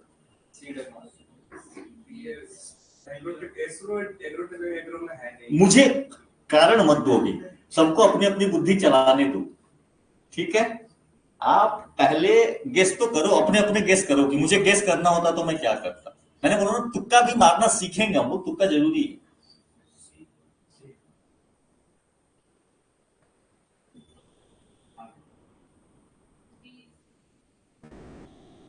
किसी का ए है? ए है, चलो बी, सी, डी, बाकी लोगों का जान नहीं फंसा है। चलो देखो ये क्वेश्चन जो है पुराना question, again previous year questions का आया हुआ है, तो ये उस समय के लिए इंपॉर्टेंट था, अभी के इंपॉर्टेंट तो नहीं, लेकिन फिर भी मुझे गेस करना हो। सीडेक क्या है ये बताओ? Centre for development of advance computing, right. CDAC advance, India में कंप्यूटर टेक्नोलॉजी को डेवलप करना, that is the work of CDAC. ISRO nuclear technology से डायरेक्टली लिंक होना भेल के साथ बनता है क्या? डायरेक्टली नहीं दिखेगा ना। एग्रो टेक्नोलॉजी, इसरो मगर बच गया, चलो agro and sorry solar cell. तो अब बताओ इसरो के लिए सबसे ज्यादा जरूरी इसमें क्या? अगर आपने सीडेक को काट लिया, सीडेक को काट लिया तो न्यूक्लियर हो सकता था थोड़ा बहुत, माइट भी फ्यूल सेल वगैरह के लिए, बट अगर सबसे ज्यादा जरूरी वाली चीज दिखे मुझे तो क्या दिखेगी? सोलर सेल दिखेगी ना, क्योंकि इसलिए देखो इसरो को न्यूक्लियर टेक्नोलॉजी में कोई महारत तो हासिल है नहीं। बेल को है क्या? भारत इलेक्ट्रॉनिक्स लिमिटेड को न्यूक्लियर टेक्नोलॉजी में कुछ महारत नहीं हासिल है, भारत इलेक्ट्रॉनिक्स लिमिटेड है वो। तो दोनों इलेक्ट्रॉनिक्स, अब यहां पे बेल इलेक्ट्रॉनिक्स के साथ डील कर सकता है ना, और इसरो, अगर इसरो को क्या सोलर सेल का यूज दिखेगा क्या? ऑब्वियसली पावर के लिए दिखेगा। मैंने ये देखो, ये क्वेश्चन पुराना है मुझे नहीं पता, बट ये क्वेश्चन आज के कंटेक्स्ट में, इससे हम इनपुट क्या निकालें, तो दैट्स द पर्पस। क्वेश्चन कई बार आपको डायरेक्टली नहीं मिलेगा, हो सकता है आपने जो पढ़ा वो नहीं मिला, तो आपको जाना होता, तो ये तुक्केबाजी थी। But correct answer is the gallium arsenide. वो GaAs जो है दैट इज गैलियम आर्सेनाइड।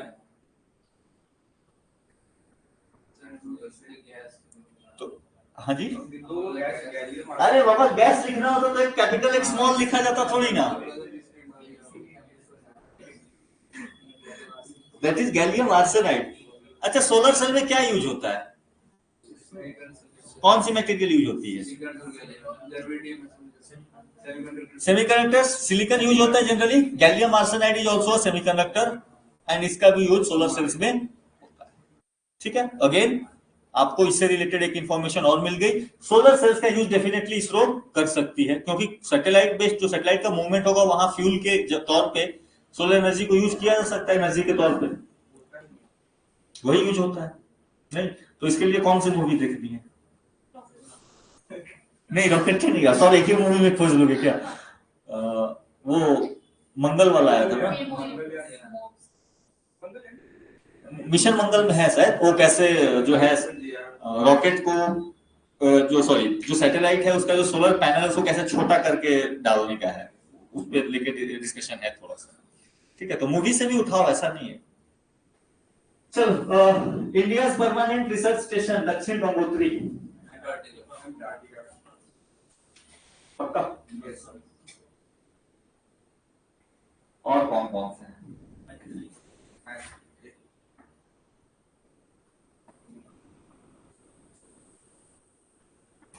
हाँ जी, और कौन कौन से हैं? एक मैत्री और यमुनोत्री, गंगोत्री, तुम सब लगा दो उसमें।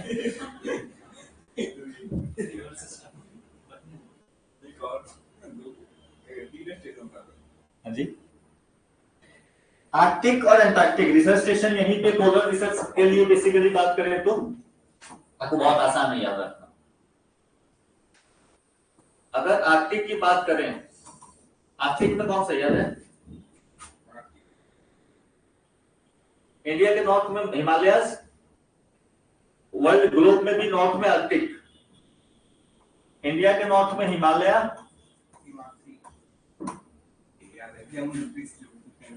ठीक है, वहां पे नॉर्थ में हिमाद्री, रिलेट करके रखो, चीजें याद रहेगी, कंफ्यूज नहीं करोगे, नाम याद रहेगा, भूल जाओगे कौन सा कहां पे है, ऐसे याद रख लोगे। बाकी 3 रिसर्च स्टेशन जो है वो अंटार्कटिक में है, एंड दैट इज दक्षिण। तो साउथ में ऐसे ही हो गया, तो साउथ में दक्षिण गंगोत्री, नॉर्थ में एक ही है, ठीक है, मैत्री,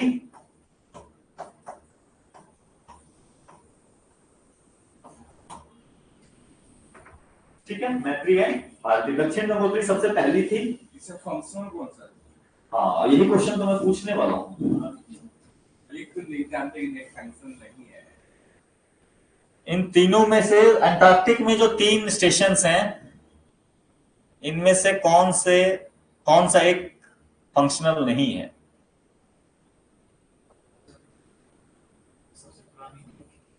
लॉजिक नहीं पता होगा तो लॉजिक यूज करेंगे ना कुछ।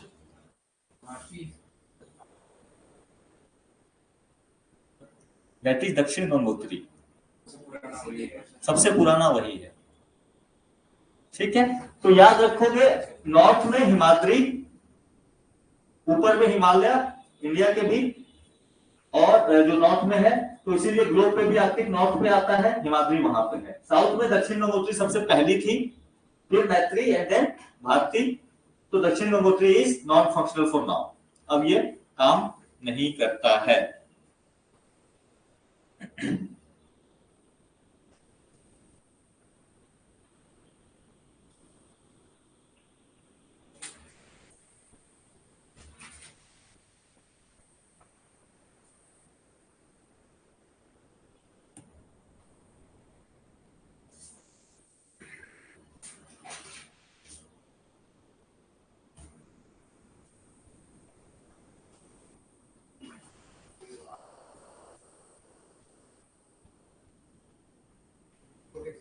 डन।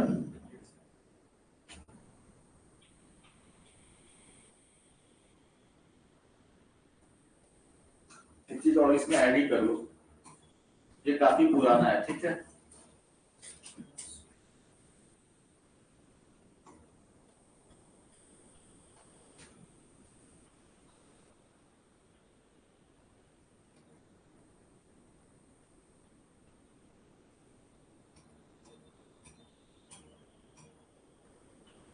ये इंफॉर्मेशन मैंने नोट कर लिया है। तो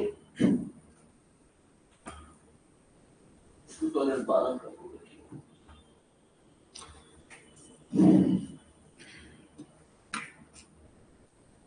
और क्वेश्चन बना दूं इससे?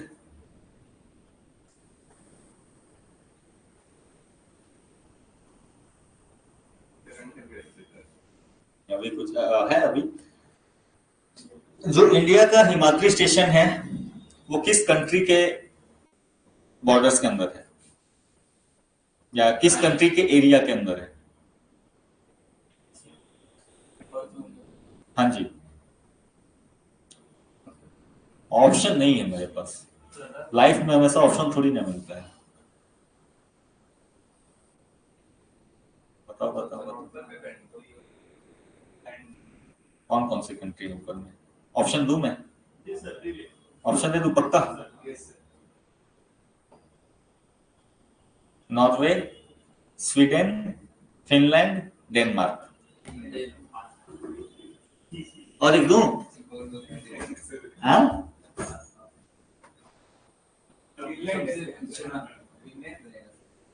ऑनलाइन आपने सही जवाब दिया है। बताइए, इसका नाम सुना है?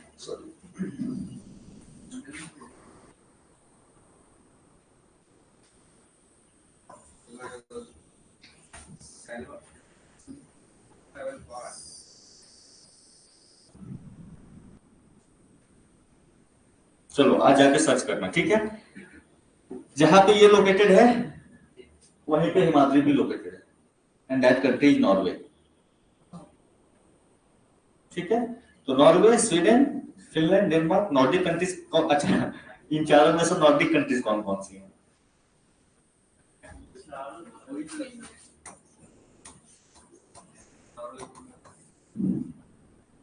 ये टर्म सुना है नॉर्डिक? तो बताओ, नॉर्वे, स्वीडन, फिनलैंड और डेनमार्क।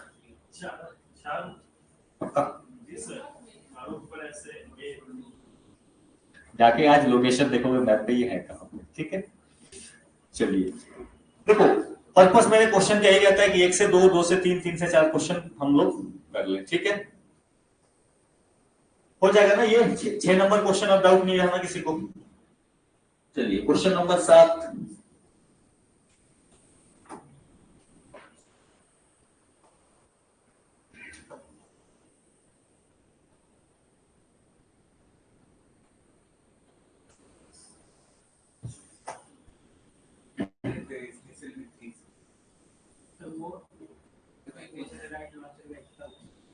बताइए बताइए। वो तो वेट पर है ना।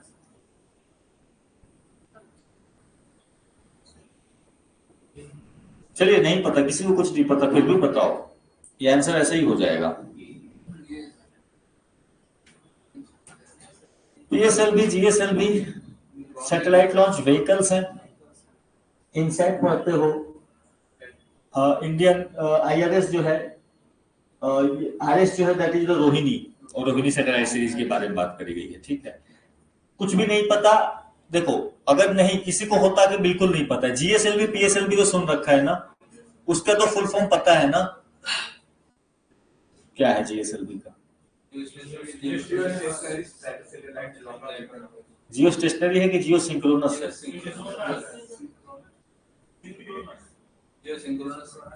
देखो भाई, मेरा यही है कि आपको पता है, लेकिन देखो कंफ्यूज हो गए ना कि जियो सिंक्रोनस है कि जियो स्टेशनरी है, ठीक है?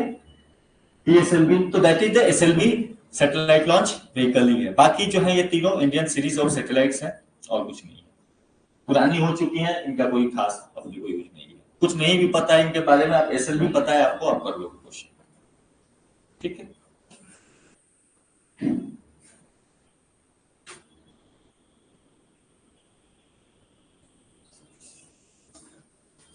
ये काफी पुराना क्वेश्चन है और नेसेसरी, ठीक है? क्योंकि लास्ट ईयर का क्वेश्चन है जीएसएलवी D2 करके, तो इसलिए लॉन्च हुआ था, वो कम्युनिकेशन के लिए यूज हुआ था, पुराना क्वेश्चन है। अभी क्योंकि ये देखो ऐसे क्वेश्चन पूछे नहीं जाएगा, अभी करंट में इसका कोई डायरेक्ट लिंक नहीं बनेगा, ठीक है? ये उस साल के लिए करंट में था इसलिए पूछ लिया गया था, ठीक है, बाकी इस पे ध्यान नहीं देने का। ये चल सकता है थोड़ा बहुत। In the field of space technology, India has demonstrated during 1994 her capability to design advanced intercontinental ballistic missile warning system, build satellite, build stealth missile, launch synchronous satellites. चलिए ये भी आपके बुद्धि की परीक्षा में ले रहा हूं।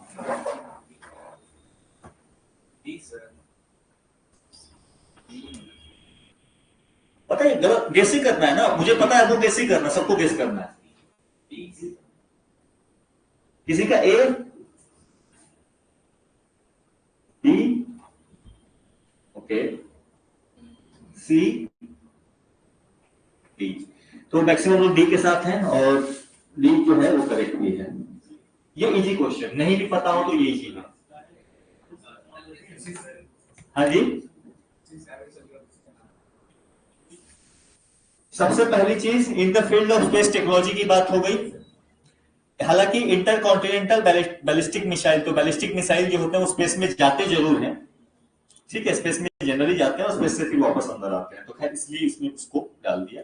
लेकिन intercontinental ballistic missile warning system की बात हो रही है, ये आज भी बहुत एडवांस नहीं, ठीक है, आज भी बहुत ज्यादा एडवांस नहीं है, आईसीबीएम बहुत एडवांस स्टेज में नहीं बने हैं। आपका भी ये सही था कि स्पेस की बात कर रहे हैं, तो आईसीबीएम की जब हम बात करते हैं जनरली उसको डिफेंस टेक्नोलॉजी के साथ लिंक करके देखते हैं। हालांकि आईसीबीएम, कुछ आईसीबीएम्स जो काफी दूर की हैं वो स्पेस में जाती है। अच्छा, इंटरकॉन्टिनेंटल बैलिस्टिक मिसाइल और क्रूज मिसाइल, डिफरेंस पता है सबको? क्या डिफरेंस होता है? क्रूज की साइड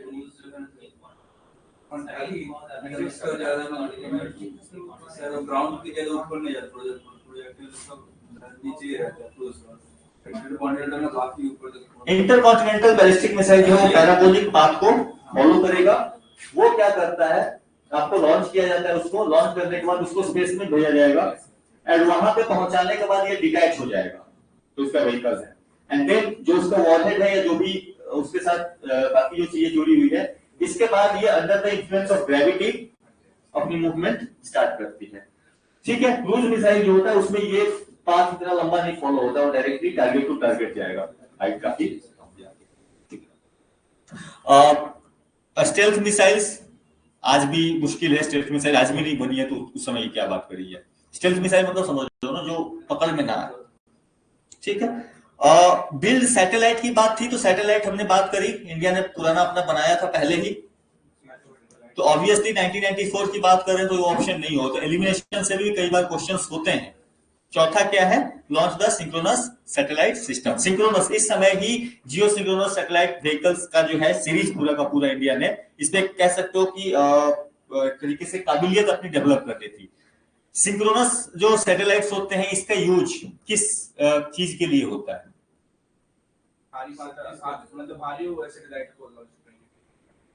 लॉन्च व्हीकल नहीं है ये सैटेलाइट है।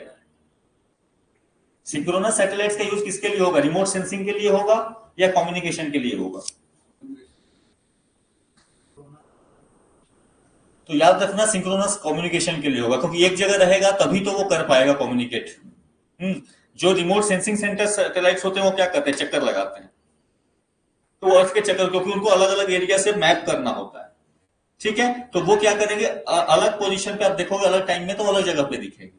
लेकिन सिंक्रोनस सैटेलाइट्स जो होते हैं वो क्या होगा, एक पीरियड में, एक टाइम पीरियड में एक प्लेस से एक ही जगह पे आपको दिखेंगे। That's the basic idea. Sync में रहते हैं, अर्थ के रोटेशन के साथ सिंक में रहते हैं। उसमें से कुछ जो होते हैं वो जियो स्टेशनरी होते हैं, हमेशा एक ही जगह पर टंगे हुए दिखेंगे। तो जनरली कम्युनिकेशन के लिए जियो स्टेशनरी या जियो सिंक्रोनस सैटेलाइट्स का यूज होता है। रिमोट सेंसिंग वगैरह एक्टिविटी के लिए, मैपिंग की एक्टिविटी के लिए, एटमॉस्फेयर कह सकते हो कि क्या वेदर प्रेडिक्टेबिलिटी के लिए, उनके लिए जो होता है, उनके लिए आपको रिमोट सेंसिंग सैटेलाइट्स का यूज होता है, ठीक है, वो सिंक्रोनस नहीं है। ये बेसिक आइडिया ही ये अपने को रखना है, ठीक है। चलिए, ISRO's master control facility is at Hassan, which is located at, मतलब ये का क्वेश्चन हो गया आपको, ज्योग्राफी हो गया। हासम कहां पे है? हाँ, अभी न्यूज में चल रहा है। बताओ बताओ बताओ बताओ। अच्छा चलो, किसी ने श्रृंगेरी टेम्पल का नाम सुना है? श्रृंगेरी टेम्पल नहीं सुना? टीपू सुल्तान, हाँ जी,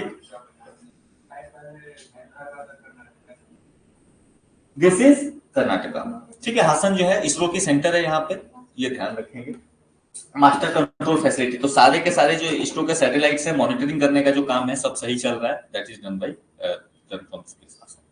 ठीक है। यहाँ पे टेम्पल्स बहुत सारे, तो टेम्पल आर्किटेक्चर वगैरह पढ़ोगे थोड़ा बहुत हासन आपको सुनने मिलेगा। अभी रिसेंटली होयसला टेम्पल्स का नाम सुना क्या?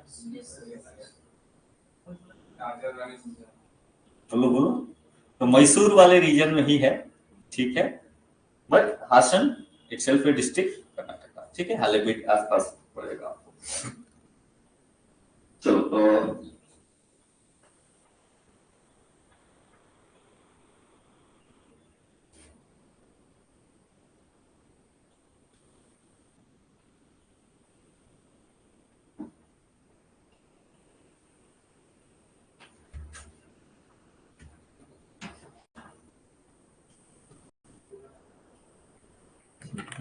ये आंसर है sir.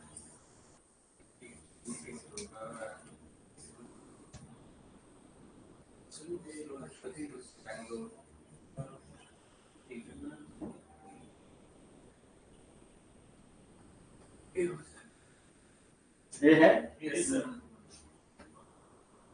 BSSC Vikram Sarabhai space research centre कहाँ पे था? तिरुवनंतपुरम। तो डी का 1 काम खत्म, ठीक है। बाकी ये IUCA IUAC ये क्या है? ये छोटे छोटे ऑर्गेनाइजेशंस हैं, ये कह सकते हो कि एक तरीके से वैसे सेंटर से जहाँ पे कि जो स्टूडेंट्स होते हैं ना, अंडर ग्रेजुएट या पोस्ट ग्रेजुएट स्टूडेंट्स होते हैं, उनको UGC के साथ मिलके कैसे इसरो ये कराएगी, उसके लिए सेंटर्स बने थे बीच में। इसरो बैंगलोर, ठीक है, done. Last easy question, last बोलते सिक्सर मारने के लिए आपको।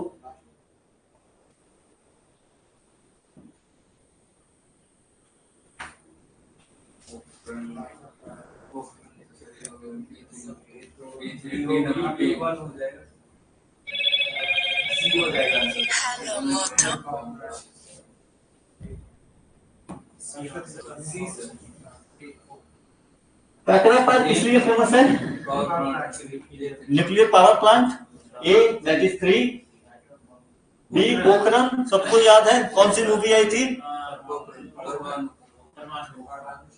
बॉडी बिल्डर था वो, कौन सा? तो उसके अलावा श्रीहरिकोटा कब से देख रहे हैं हम लोग, बात चल ही रही है नहीं? उसके बाद एक बच जाता है थुम्बा, यहाँ इंडिया का सबसे पुराना रॉकेट लॉन्चिंग स्टेशन हुआ करता था, ठीक है।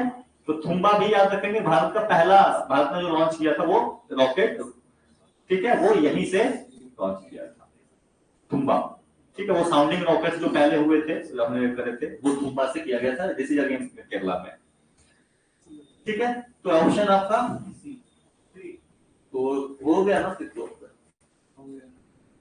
ये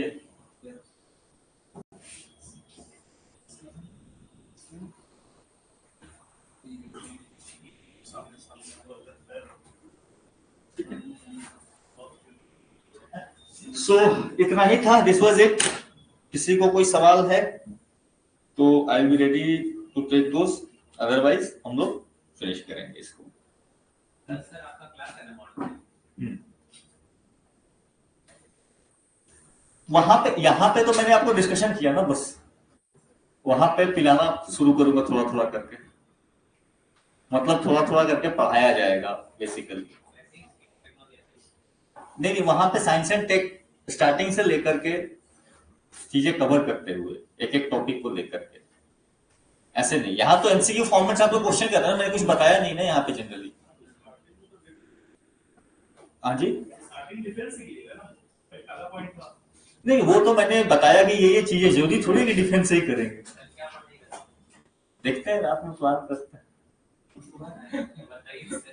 एक होता है कि अच्छा आप लोग आएंगे सुबह के बैच में, मुझे लगा अलग बैच है। एक काम करो फिर ऐसा करते हैं, नहीं सर, अलग है बैच हम लोग। नहीं आप आते हैं ना, मतलब आप लोग आते हैं, ठीक है। चलो यहीं से स्टार्ट करते हैं, और क्या आज इस पे डिस्कशन किया, सुबह इसी से करेंगे, तो कनेक्ट तो मैं करा ही लूंगा कहीं ना कहीं से। ठीक है, alright, thank you. Thank you sir.